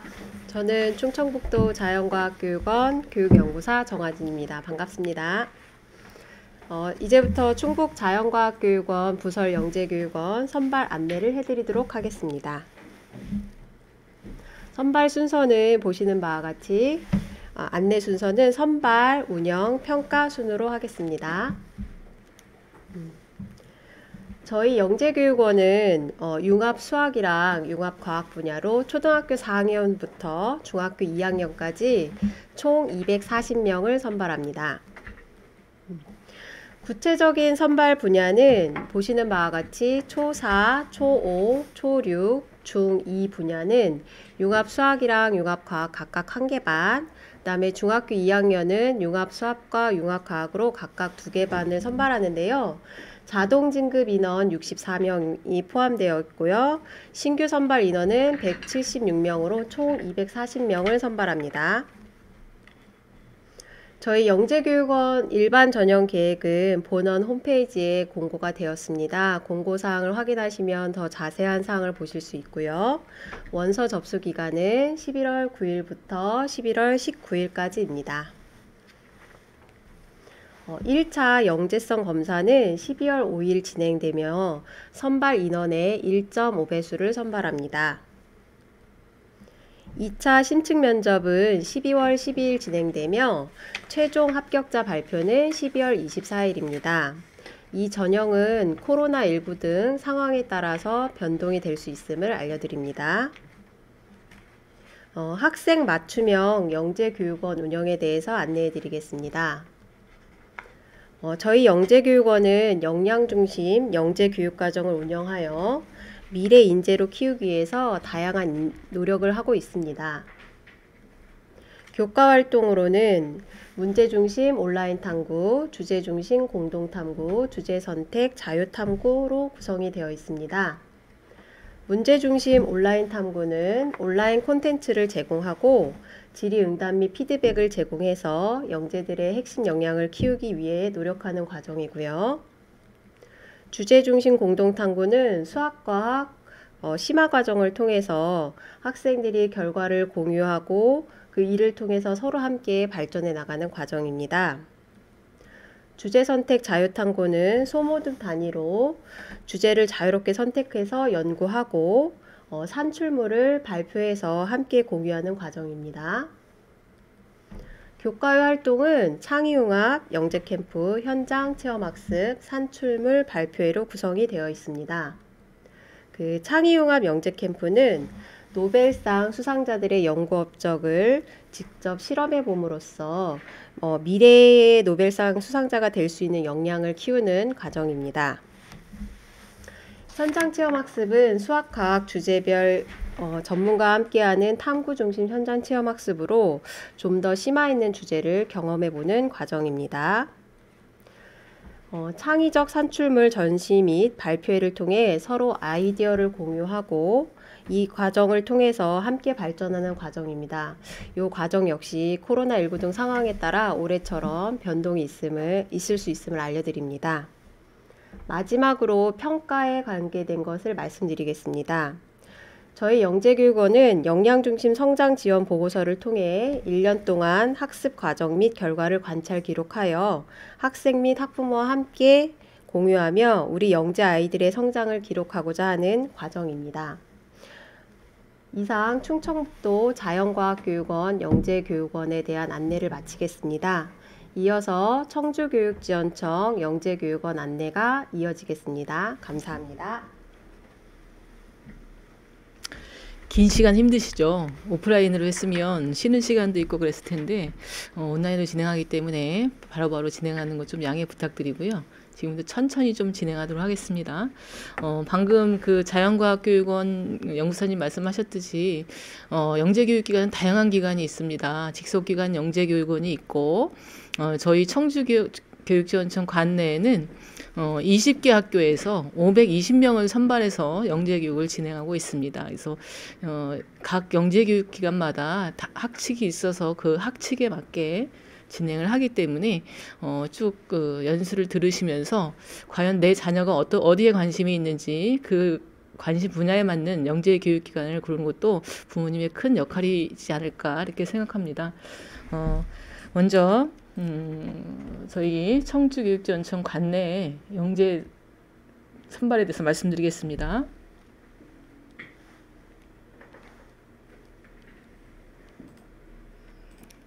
네.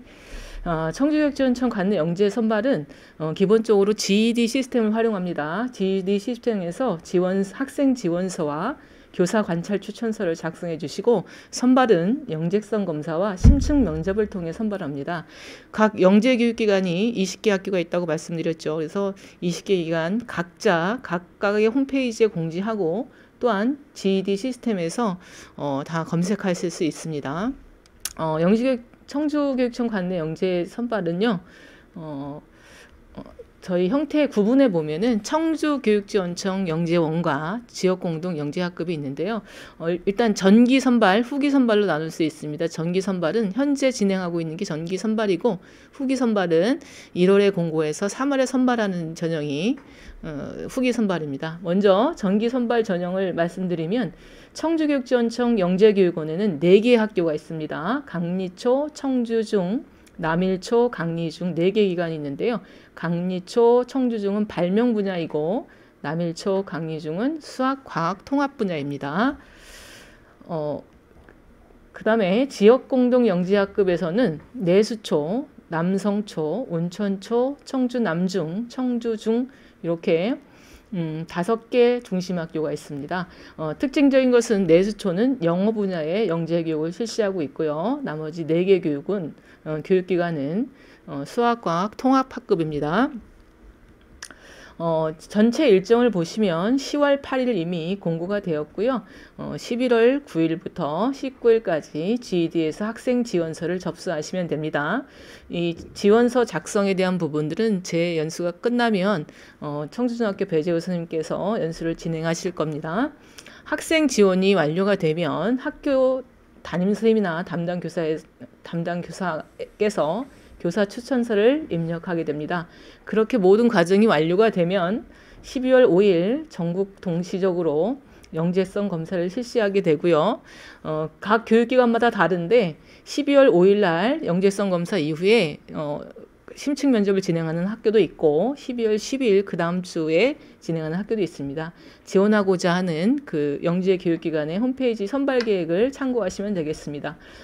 그렇게 선발이 되면 12월 말이나 1월 초에 선정심사위원회를 개최해서 11월 11일 정도에 최종 영재교육 대상자 발표를 하게 돼 있습니다. 후기 선발은요. 1월 달에 공고해서 3월에 선발하고 4월쯤 교육을 시작하게 됩니다. 후기 선발은 형태는 주로 꿈나무 영재와 거점형 영재학급이 있는데요. 꿈나무는 만수초, 복명초 2개 학교가 있습니다. 거점형은 경산초, 금천초, 남평초, 사천초, 산성초, 세터초, 솔바초, 창신초, 사직초 이렇게 있습니다. 거점형은 나머지는 주로 그 청주교육청 관내 학생을 다 대상으로 하는데요. 거점형은 공고가 나오시면 알겠지만 그 지역 주변 학교를 대상으로 하기 때문에 1월 달에 공고가 나오면 1월 29일 날 예정인데요. 공고 예정입니다. 이때 보시고 지원 가능한 학교가 어딘지 확인해 보시고 지원하시면 되겠습니다. 똑같이 GED 시스템으로 학생 지원을 하고요. 교사 추천서 똑같은 과정 입력하시고 영재성 검사, 심층 면접을 통해서 4월 말 정도에 선발을 하도록 하겠습니다. 올해도 그 코로나 때문에 많은 일정이 미뤄졌는데요. 내년에도 코로나나 여러 가지 상황 때문에 변동 가능함을 미리 양해 부탁드립니다. 빠른 시간 내에 그 연수를 진행하다 보니까요. 오전에도 전화가 굉장히 많았습니다. 그래서 자세한 내용을 다 설명드릴 수는 없어서 저희 청주교육지원청 홈페이지 교육정보에 들어오셔가지고 영재교육 자료실에 보시면 저희가 영재교육과 관련 자료들을 올려놓았습니다. 먼저 영재교육의 교육기관이 어떤 기관이 있는지 문의를 많이 하시는데 그 기관에 대한 그 팜플릿을 보시고 과연 내가 관심 있는 기관이 어느 기관인지 보시고 그 학교 중심학교 홈페이지를 검색해 보시고 GED에 검색하시면 여러 가지 정보가 나와 있을 것으로 생각합니다. 이상으로 청주교육지원청 영재 선발 과정에 대해서 말씀드렸고요. 다음은 실제적으로 영재교육 지원을 하기 위해서는 GED 시스템에 접속을 하셔야 되는데요. 그 GED 시스템에 접속하셔서 지원서를 제출하는 것을 청주중학교 영재 담당이신 배재우 선생님께서 설명을 해 주시겠습니다. 청주중학교 배재우 선생님을 소개해 드리겠습니다.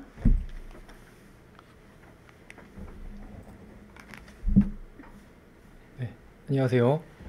저는 청주중학교 영재학급 운영을 맡고 있는 교사 배재우입니다.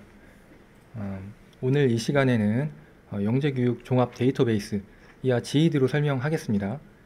GED를 이용한 영재학급 선발을 위한 학생 학부모 매뉴얼을 안내해 드리도록 하겠습니다. 자세한 사항은 GED 홈페이지 및 영재학급 기관 선발 공고문을 참고하시면 좋을 것 같습니다. 이후부터는 파워포인트 이용해서 설명드리도록 하겠습니다. 첫 번째로 영재학급 선발 일정 절차에 대해서 설명드리도록 하겠습니다. 대체로 아래 일정에 따라 선발 진행 절차가 이루어지지만 세부 일정은 영재교육 기관별로 다소 차이가 있으므로 꼭 선발 공고문을 참고해 주시기 바랍니다. 먼저 각 영재학급 선정심사위원회에서 선발 공고문 게시 및 선발 환경 설정을 GED 홈페이지에 설정합니다. 이미 10월 8일에 공고가 되었으므로 GED를 통하여 선발 공고문을 확인하실 수 있습니다. 다음으로 약 한 달 후에 11월 9일부터 학생들은 지원 희망 기간 및 과정을 선택하여 지원할 수 있습니다. 기간은 11월 9일부터 11월 19일 오후 4시 30분까지입니다. 기간 꼭 확인하시고 기간 내에 지원할 수 있도록 해주시기 바랍니다. 학생 지원이 완료된 후 추천교사는 추천서를 입력할 수가 있습니다. 기간은 11월 18일부터 11월 25일 오후 4시 30분까지입니다. 역시 기간을 꼭 확인하시고 기간 내에 추천이 완료될 수 있도록 해주시기 바랍니다. 추천이 끝나면 영재학급을 지원한 학생이 소속되어 있는 학교에서 학교 추천위원회를 열어서 지원자 심사 및 학교 추천을 진행하게 되는데 참고로 충북은 학교 추천위원회가 형식 심사로 진행하기 때문에 별도 위원회 구성이나 심사를 하지 않고 추천이 진행됩니다. 이후에 영재성 검사는 12월 5일 토요일 오전 10시부터 11시 30분까지 진행이 됩니다. 각 영재교육기관에서 지정한 장소에서 이루어지며 일반적으로 한국교육개발원에서 제공한 자료를 활용하여 진행됩니다. 심층 면접일은 영재성 검사 당일 오후 1시에 진행하는 내수초등학교, 남성초등학교, 운천초등학교가 있으며 그 외 학교는 보통 12월 12일 영재성 검사가 이루어진 그 다음 주에 진행하는 것으로 계획되어 있습니다. 이후에 선정심사위원회에서 심사 및 각종 검사 시행하고 점수 종합을 통해서 선발을 하게 됩니다. 자, 다음은 학생 온라인 지원 절차입니다. 이후에 자세하게 안내해 드릴 예정이니 전체적인 흐름만 안내해 드리도록 하겠습니다. 첫 번째는 회원가입 또는 회원가입이 되어 있다면 로그인을 진행합니다. 이전 아이디 사용 권장이라고 적혀 있는데 사실상 이전 아이디를 가지고 계시면 필수로 이전 아이디를 사용하셔야 합니다. 두 번째는 기본 정보를 입력합니다. 현재 학년도의 소속 학교, 학년, 반, 그리고 사진을 필수로 입력합니다. 소속 학교 또는 학년 반이 다를 경우 이후 과정에서 문제가 발생할 수 있으니 꼭 확인해 주시기 바랍니다. 기본 정보 입력이 완료되면 지원 기관 및 과정을 선택합니다. 영재교육기관 중복 지원 가능하나 반드시 등록은 1인 1기관 원칙입니다. 다시 말해 2021학년도 타기관 영재교육 대상 예정자는 다른 영재기관에 등록을 할 수 없습니다. 다음으로는 지원서 작성입니다. 보통 학생 창의적 인성검사 및 학생 자기보고서 등을 작성합니다. 그런데 이 부분은 영재교육기관별로 좀 차이가 있으니 자세한 사항은 선발 공고 참고해 주시기 바랍니다. 이후 작성이 완료되면 지원서를 출력합니다. 이후 추천 완료 및 출력된 지원서가 모두 제출된 이후 수험표를 출력할 수 있습니다. 검사 전에 수험표 출력하여 영재성 검사 및 심층 면접에 참여해 주시기 바랍니다.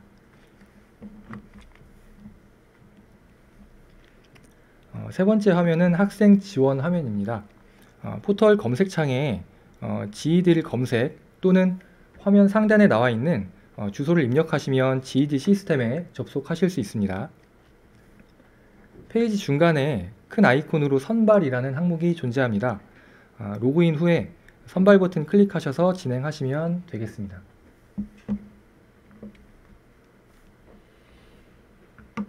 다음은 로그인 화면입니다. 반드시 학생의 이름과 생년월일로 가입한 학생 아이디로 로그인해야 합니다. 부모의 이름으로 가입한 아이디로 지원하면 지원이 원천 무효가 됩니다.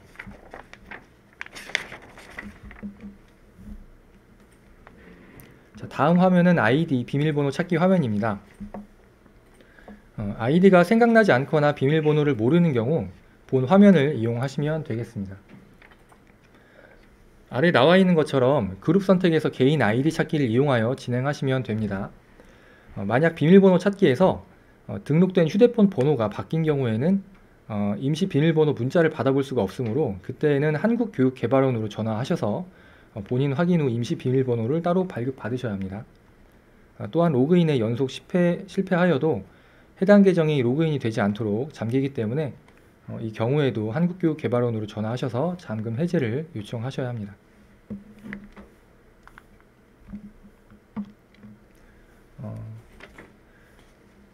다음은 학생 지원 화면인데요. 간단하게 말씀드렸었지만 학생 아이디는 매번 새로 만드시면 안 됩니다. 반드시 이전에 사용했던 아이디를 다시 사용하셔야 합니다. 학생의 아이디가 매년 다를 경우 앞으로 도입되는 영재성 발달 기록부에서 학생의 영재교육 이력 정보를 가져올 수가 없습니다. 그래서 꼭 이전 아이디를 사용해 주시길 바라고요. 로그인이 문제없이 되었다면 그 화면에 나와 있는 중앙의 선발 버튼을 클릭하시면 되겠습니다. 다음 화면에는 영재 지원, 영재 추천, 추천 심사, 선발 심사 등 선발 과정이 차례로 구성되어 있습니다. 학생 여러분께서는 첫 번째 영재 지원 항목을 클릭하셔서 진행하시면 되겠습니다.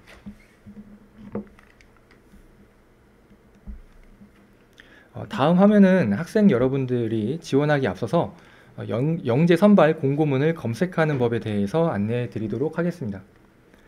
홈페이지 본 화면에서 상단 메뉴에 선발 공고로 이어지는 메뉴를 클릭하시거나 아까처럼 선발 버튼을 누르신 후 페이지 중앙 오른쪽 부분 보시면 선발 공고 더보기라는 버튼이 있는데 선발 공고 더보기를 클릭하시면 영재 선발 공고를 검색하실 수 있습니다. 아래 화면 보시면 교육연도 2021 학년도겠죠. 소재 시도는 충북, 그리고 지역교육청 또는 대상 학년 클릭하시고 검색 버튼 눌러주시면 자, 다음 화면처럼 각 영재교육기관별 선발 공고를 확인하실 수 있습니다. 지원 기관 및 대표 문의번호 확인하시고 궁금한 사항이 있으신 경우에 대표 문의번호로 문의하여 안내 받으시면 되겠습니다. 자, 다음은 2021학년도 청주 영재학급 전기 선발 요약표입니다. 아까도 안내해 주셨지만 다시 한번 확인해 주시면 감사하겠습니다. 네. 운영 학교, 그리고 운영 형태, 그리고 학급 수, 정원 분야 학년이 안내되어 있습니다. 지원서 및 추천서 입력 등 대부분 일정은 거의 동일하지만 그 합격자 발표 및 심층 면접 날짜는 영재교육기관별로 다소 차이가 있습니다. 정확한 내용은 각 영재학급 선발 공고문 참고해 주시면 감사하겠습니다.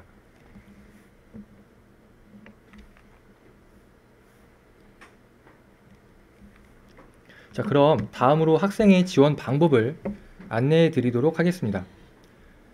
영재 지원하기 항목을 클릭하시면 지원서 작성 또는 나의 지원 보기가 나타납니다. 나의 지원 보기는 지원 완료 후에 자신의 상태를 확인할 때 확인하는 것이므로 먼저 지원서 작성을 클릭해 주도록 합니다.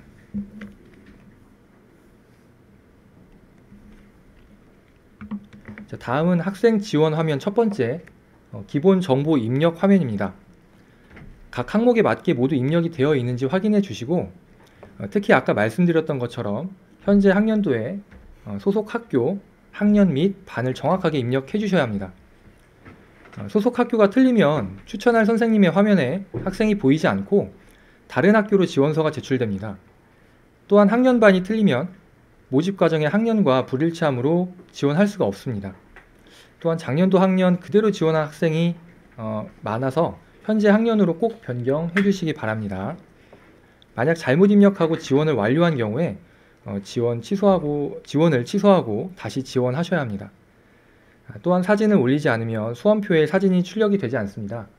사진까지 필수로 올려주시기 바랍니다.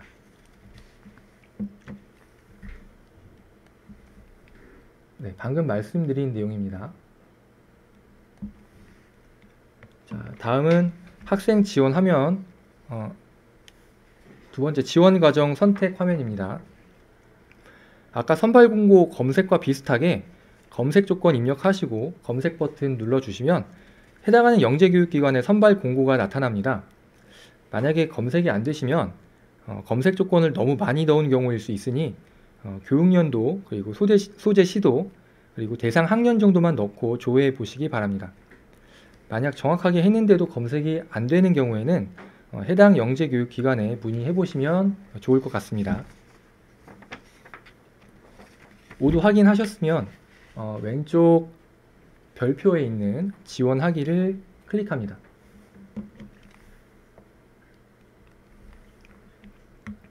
자, 클릭하시면 다음은 지원서 작성 탭으로 넘어갑니다. 지원기간 정보 확인해 주세요.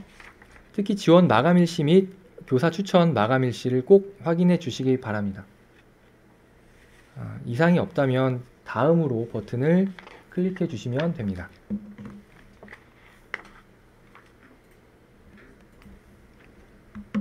다음으로 버튼을 클릭하시면 검사지 작성 화면으로 넘어갑니다. 영재교육 기관별로 설정된 검사지 클릭하셔서 모두 작성해 주시면 됩니다. 자, 다음으로 지원 유형 선택에서 해당하는 전형 유형, 그리고 사회적 배려 대상자 항목, 그리고 지원 자격에 클릭하시면 됩니다. 자신의 유형과 자격을 잘 모르실 때에는 선발 공고 잘 읽어보신 후에 지원할 영재교육기관에 문의해 주시기 바랍니다. 유형이나 전형을 잘못 선택하고 지원하셨을 경우에는 지원서 수정에서 변경이 가능합니다. 특별기재란은 지원하는 기관에 따라 선택이 불가능하거나 특별기재란이 없을 수도 있습니다. 입력이 모두 완료되시면 이용 동의에 체크하고 저장하시면 되겠습니다.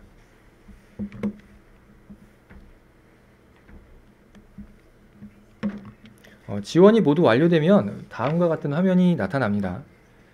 지원 완료 후에 지원서 출력하셔서 추천해 주실 선생님께 제출해 주시면 됩니다. 아래 나와 있는 것처럼 학생 지원서는 모두 온라인으로 제출이 됩니다. 하지만 지원을 확실히 완료했고 확실히 추천을 부탁드렸다라는 의미로 거의 모든 시도교육청에서 의무화하고 있습니다.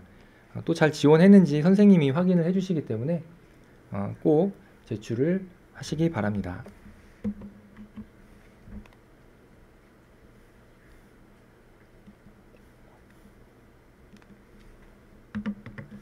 자, 다음으로 지원이 잘 되었는지 확인하기 위해서 나의 지원 상황 보기를 클릭합니다.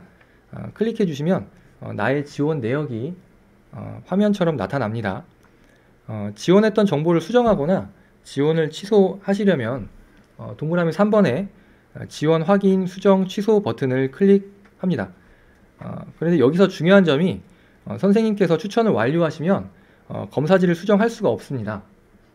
따라서 저장 버튼이 나타나지 않기 때문에 지원 완료 후에 수정이 필요한 경우라면 선생님께 추천서 회수를 요청하시고 회수가 되면 그때 수정을 하시면 되겠습니다. 지원서를 다시 출력하시려면 4번에 지원서 출력을 수험표를 출력하시려면 5번에 수험표 출력을 클릭하시면 됩니다. 수험표는 보통 올해 전기 선발의 경우에 12월 1일 오후 2시로 계획되어 있습니다. 이날 이후 출력하시면 되겠습니다. 만약 계속 수험표에 수험번호가 발급되지 않는다면 해당 영재교육기관으로 문의하시기 바랍니다. 그리고 내 지원서의 진행 상황과 합격 확인은 동그라미 6번에서 확인하실 수 있습니다. 그리고 합격한 후에는 영재교육기관 등록 일정에 따라 등록 서류 제출하시면 되겠습니다.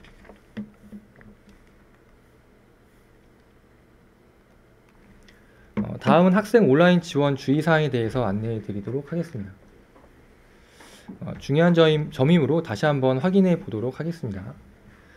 먼저 회원가입에서 정확한 학생 이름, 성별, 생년월일로 가입해 주시기 바랍니다. 가입 구분은 반드시 학생으로 선택해 주시고 만약 부득이한 경우라면 담임 교사, 담임 선생님께서 보호자로 동의 가능하십니다. 다음은 기본 지원 정보입니다. 사진 미등록 시 고사장 입실 불가하시고요. 반드시 지원 마감 전에 등록이 될 수 있도록 해주시기 바랍니다. 소속 학교와 학년은 2020년 현재 기준으로 정확하게 입력 부탁드립니다. 다음 지원과정 선택에서 2021년 교육학년 기준으로 지원해 주시고 만약 틀리게 되면 지원이 불가하므로 유의하여 주시기 바랍니다. 교육청 직할 영재교육원은 지역교육청 빈칸으로 검색하며 기관면은 가급적 넣지 않고 검색하시면 조금 더 유연하게 검색하실 수 있습니다. 자, 다음으로 지원서 작성에서 체크리스트 및 학생 자기 보고서 작성을 해 주시는데요. 기관에 따라 조금씩 다를 수 있습니다. 그리고 사회적 배려 대상자 또는 영재교육 수료 예정자에 해당하는 경우에 체크해 주시기 바랍니다. 그리고 지원서 출력은 지원 완료 후 지원서 출력해서 담임 선생님 또는 추천해 주실 선생님께 제출합니다. 사회적 배려 대상자 또는 영재교육 수료 예정자에 해당하는 경우 사회적 배려 대상자 증빙서류 또는 수료 예정 증명서 등을 지원서 제출 시 첨부하여 같이 제출합니다. 역시 자세한 내용은 영재교육기관별 선발 공고 참고해 주시기 바랍니다. 자, 마지막으로 학생 지원 내용 수정 안내입니다. 온라인 지원 마감일 이후에는 신규 지원이 불가합니다. 또한 학생용 검사지는 지원 마감 전이라도 교사 추천 전까지만 가능하므로 아까 말씀드렸던 대로 수정이 필요한 경우 선생님께 추천서 회수를 요청하시고 회수가 되면 그때 수정을 하시면 되겠습니다. 그리고 지원 학생이 소속되어 있는 학교에서는 지원 마감 전까지 지원 내용 수정이 가능합니다. 그래서 지원 마감 전까지는 사진이나 지원 유형이나 학년반 이런 정보들을 수정 가능하니까 그 전까지 꼭 완료해 주시기 바랍니다. 네. 네, 이상으로 GED 선발 과정에 대한 안내 마치도록 하겠습니다. 네, 감사합니다. 네, 배재우 선생님의 꼼꼼한 강의로 지금 한번 영재 교육을 한번 지원해 줬을 것 같은 느낌이 들었을 것 같습니다. 이제 마지막으로 남은 시간이 이제 영재 선발에 대한 Q&A 시간인데요. 오늘 굉장히 많은 전화도 오고 그 사전 질문에 100건이 넘는 질문이 들어왔거든요. 대부분 내용들은 이미 지금 아까 이성현 교수님과 여러 가지 선생님들 강의를 통해서 해결이 됐을 것 같고요. 그 나머지 것들을 제가 말씀드리겠습니다. 첫 번째 질문은 지역을 달리해서 전학을 가게 되는 경우는 영재 선발 지원을 어떻게 하는지 궁금합니다. 현재는 진천에서 다니는데 학년이 바뀔 때쯤 타 지역으로 이사를 갈 예정입니다. 이런 질문들이 있는데 다른 지역에 지금 현재 거주 지역에 이외의 영재원을 지원하고자 하는 분이 좀 있을 것 같아요. 그래서 영재교육 기관은 기본적으로 각 영재기관 학칙에 근거해서 운영하게 됩니다. 예를 들어서 청주교육청 관내 조금 아까 제가 설명드린 영재교육기관은 지원 대상을 각 공고문에 확인해 보시면 저희 영재교육기관은 청주시 소재 학교 학생으로 한정하고 있습니다. 현재 타 지역에 거주하고 있으면 학생 지원이 불가능합니다.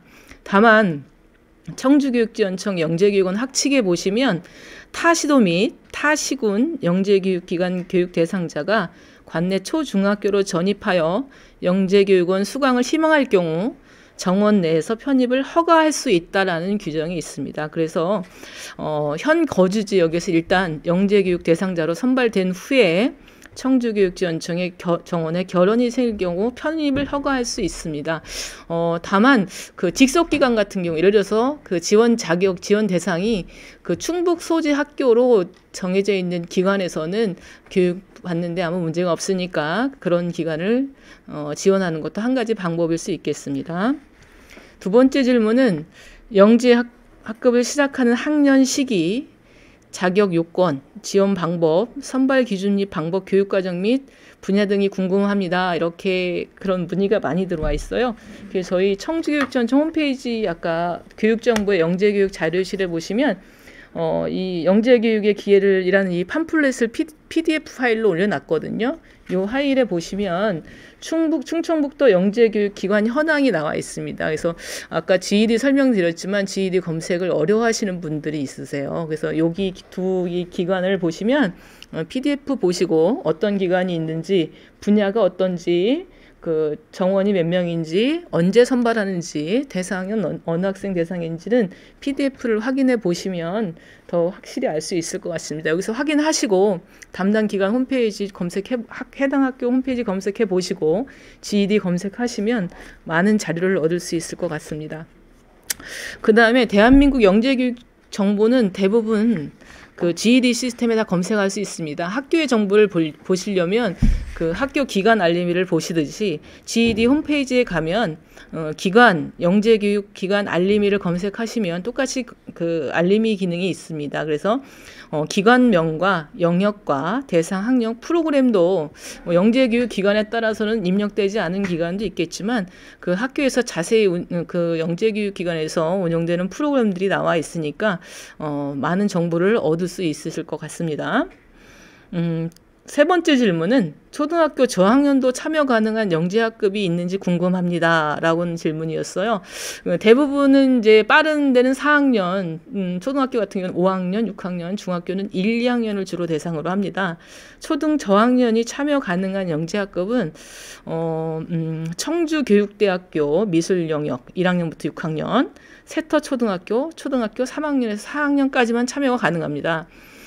초등학교 4학년이 참여 가능한 것은 강리초, 만수초, 내수초, 산성초, 솔바초, 자연과학교육원 수학과학 영역, 충북교육문화원 연극, 충북교육정보원 정보 등이 있습니다. 그래서 자세한 내용들은 GED 홈페이지나 저희 청주교육지원청 영재자료실에 있는 홍보 리플렛을 참고하시고 해당 교육기관으로 직접 문의하시면 더 정확한 정보를 얻을 수 있을 것 같습니다.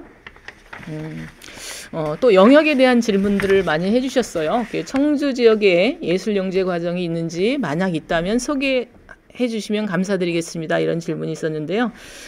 청주의 예술영역 영재교육기관은 연극 분야의 충북교육문화원, 그 다음에 충북예고의 음악, 미술, 무용, 그 다음에 청주교육대학의 미술 영역이 있습니다. 해당 기관 홈페이지를 검색해 보면 되겠습니다. 5번째 질문은 영재성 검사, 아무래도 선발에 대한 관심이 많으신 것 같습니다. 영재성 검사 방법과 학교 시험처럼 출제되는지, 창의성을 요하고 서술형으로 출제되는지 궁금합니다. 이렇게 나오는데요. 영재성 검사 시험지는 한국교육개발원에서 제공되는 검사를 전국 동시에 실시합니다. 당연히 학교에서 보는 선다형이나 단답형 같은 문제는 출제되지는 않고요. 창의적 문제 해결력이 필요한 서술형 위주로 출제를 합니다. 다음 6번째, 심층 면접은 어떤 방법으로 준비해야 하는지 궁금합니다. 또 이 부분에 관심이 많으세요. 예를 들어서 많이 알고 있는 자신만의 세계에서 뛰어난 능력을 보이지만 모르는 부분에 대답이 모호하면 심층 면접 시에 감점이 대상이 되는지요? 이렇게 궁금합니다. 이렇게 적었어요. 아마 영재성 검사와 심층 면접에 대한 질문이 가장 많은데요. 해당 기관으로 전화를 드려도 이 문제에 대한 것들은 아마 답변하기 곤란하실 것 같습니다. 그래서 보면은 심층 면접은 영재교육기관별로 자체 출제하기 때문에 어떤 일륜적인 문제는 문항이나 채점 기준 이런 건 없어요. 대부분 수학과학, 통합학급은 주로 수학 영역이나 과학 영역에서 논리적 사고와 창의적 문제 해결력을 필요하는 서술형 문제들을 주로 출제가 됩니다. 어떤 기관에 따라서는 인성, 창의성에 대한 문제를 창의성을 확인하는 문제도 출제되기도 합니다. 강리초나 청주중은 발명 영역인데요. 발명 영역은 한국 발명진흥회에서 출제한 문항지를 포함합니다. 그래서 문제 사항을 발견하고 해결하는 아이디어 또는 발명품을 구성하거나 개선하는 아이디어 등을 확인하는 과정에서 창의성, 유창성, 논리성을 평가하는 방식으로 진행되었습니다. 다음 질문은요. 영재학급 수료 후 연계되는 수업이나 교육원에 대해 더 알고 싶습니다. 이렇게 썼는데요. 주로 이제 중학교 2학년 과정이 끝나면 다 영재교육이 끝나게 됩니다. 그래서 그 후에 중학교 3학년을 대상으로 하는 과정은 주로 사사 과정이겠죠. 그래서 충청북도 교육청 소속 영재교육기관에서 1년 이상 영재교육을 수료한 현재 2020학년도 현재 중학교 2학년 학생은 충청북도 교육청 지원, 청주교육대학 부설, 과학영재원, 중등부, R&A 사사과정에 지원할 수 있습니다. 이제 어제도 질문이 왔었습니다. 중학교 과정에서 1년을 다녀야 하나요? 초등학교 과정에서 1년을 다녀야 하나요? 이런 질문이 왔었는데요. 그런 구분 없이 충청북도 교육청 소속 영재교육원에서 1년 이상 교육을 수료한 학생은 지원이 가능합니다. 수학, 과학 각 20명 이하를 선발합니다. 그런데 여기는 저희랑 별도로 선발하기 때문에 입시 지원 및 선발 관련 정보는 청주교육대학 부설 과학영재교육원 홈페이지를 참고하시면 됩니다. 아마 다음 주에 모집인 걸로 알고 있습니다. 관심이 있으신 분들은 확인 부탁드리고요. 이제 청주교육대학교 부설 과학영재교육원에서는 충청북도 교육청 지원 사사과정이 있는 것이고 기존에 한국과학창의재단 심화 사사과정이 별도로 운영되고 있습니다. 그 사사과정도 제가 알기로는 영재교육진흥법에 의해서 1년 이상 교육을 받은 학생은 지원 가능하니까 그 청주교육대학 부설 과학영재교육원으로 문의하시기 바랍니다. 다음 질문은요. 내년에 코로나가 지속될 시 실질적인 수업이 이루어질 수 있는지 또한 어떤 방법으로 운영될지 궁금합니다.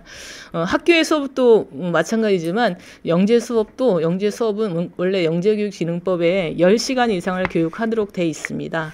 그래서 올해는 코로나 때문에 영재교육 대상자 선정심사위원회에서 심의를 통해서 2020년도에 한해서 교육 시간을 100시간에서 80시간으로 변경하여 실시하였습니다. 또한 그 사이버 영재원과 연계를 한다든지 원격 수업을 운영한다든지 소규모 분반 수업을 통해서 학생들의 건강과 안전 확보를 위해 최대한 노력을 하면서 수업을 진행하였습니다.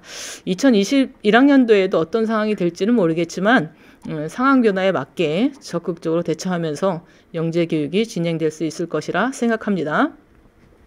다음 질문은 영어 영재 선발 기준이 궁금합니다. 이런 질문이 있으셨어요. 근데 영어 영재는 이제 저희 청주교육지원청 관내에는 내수초등학교만 있습니다. 그래서 내수초등학교의 영재 학급을 보면 서류 전형 10%, 영재성 검사 50, 심층 면접 40 이렇게 해서 선발하고요. 심층 면접은 영어로 소통할 수 있는 전반적인 능력을 평가한다고 합니다. 그래서 영어 의사소통 능력과 창의성 리더십 역량을 확인할 수 있는 문제로 구성된다고 합니다.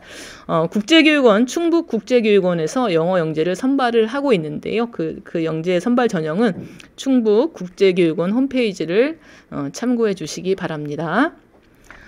수학영재원의 수업 방식이 궁금합니다. 이런 분이 있으셨어요. 근데 이제 아까 말씀드린 것처럼 그 GED의 영재교육 기간 알림에 보면 각 영재교육 기관별로 수업이 그 일정 주제라든지 이런 거 나온 부분이 있어요. 그런 부분을 확인하시면 될 것 같고요.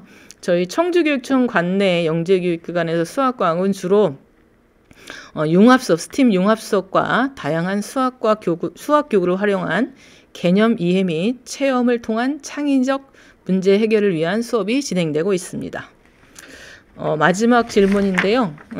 영재 교육을 언제 어디서 받는 것인지 알고 싶습니다. 라고 얘기했죠. 이런 질문이었어요. 근데 저희가 청주교육계 20개 기관이 있기 때문에 그 각 기관마다 수업 일정은 다 다르더라고요. 대부분 전기 선발은 지금 1월에 선발해서 3, 4월쯤에 교육을 시작해서 주로 초등은 방과 후에 진행하는 학교도 있고요. 대개 중등은 주말을 이용해서 수업을 진행하고 있습니다. 그 영재 아까 GED 설명할 때 그 선발 공고에 보시면 자세한 충북으로 지역으로 검색하시면 충북에 있는 모든 영재교육 기관이 검색이 됩니다. 그래서 공고문을 확인해 보시면 어떻게 교육을 언제부터 어떻게 교육을 하는지 시간, 장소 이런 것들 구체적이지는 않아도 나오니까 참고해 주시기 바랍니다. 더 다른 질문은 없으시죠? 온라인에서. 네. 혹시 더 추후에 궁금하신 점 있으시면 관심 있는 영재교육기관에 문의를 하시거나 저희 청주교육지원청으로 문의 주시면 성실히 대답해 드리겠습니다. 마지막으로 그 충북의 영재교육을 총괄하시는 충북자연과학교육원 우관문 부장님께서 인사 말씀을 해주시겠습니다. 예, 안녕하십니까. 자연과학교육원 융합인재부장 우관문입니다. 오늘 청주 지역 영재교육 활성화 연수 및 설명회 끝까지 함께 해주신 학생, 학부모, 교원 모든 분들께 감사드립니다. 이번 카이스트 이성애 교수님의 특강과 영재 선발 안내 및 사전 질문에 대한 토론을 통해 소통의 장이 되었으리라고 생각됩니다. 앞으로 충북 영재교육이 지향하는 모두를 위한 영재교육, 모든 아이를 창의 융합 인재로 키우는 충북 영재교육 실현 및 청주 지역 영재교육이 활성화되기를 희망합니다. 내년도에는 역량 중심 맞춤형 영재교육 활성화를 위해 교육 공동체와 전문가들이 함께하는 온라인 포럼을 추진하고자 합니다. 영재교육에 대한 많은 관심과 성원 부탁드리겠습니다. 고맙습니다. 네, 좋은 말씀 감사합니다. 2021학년도 청주 전기 선발에 많은 지원 부탁드리고요. 이 설명회가 의미 있는 시간이 되셨기를 바랍니다. 감사합니다.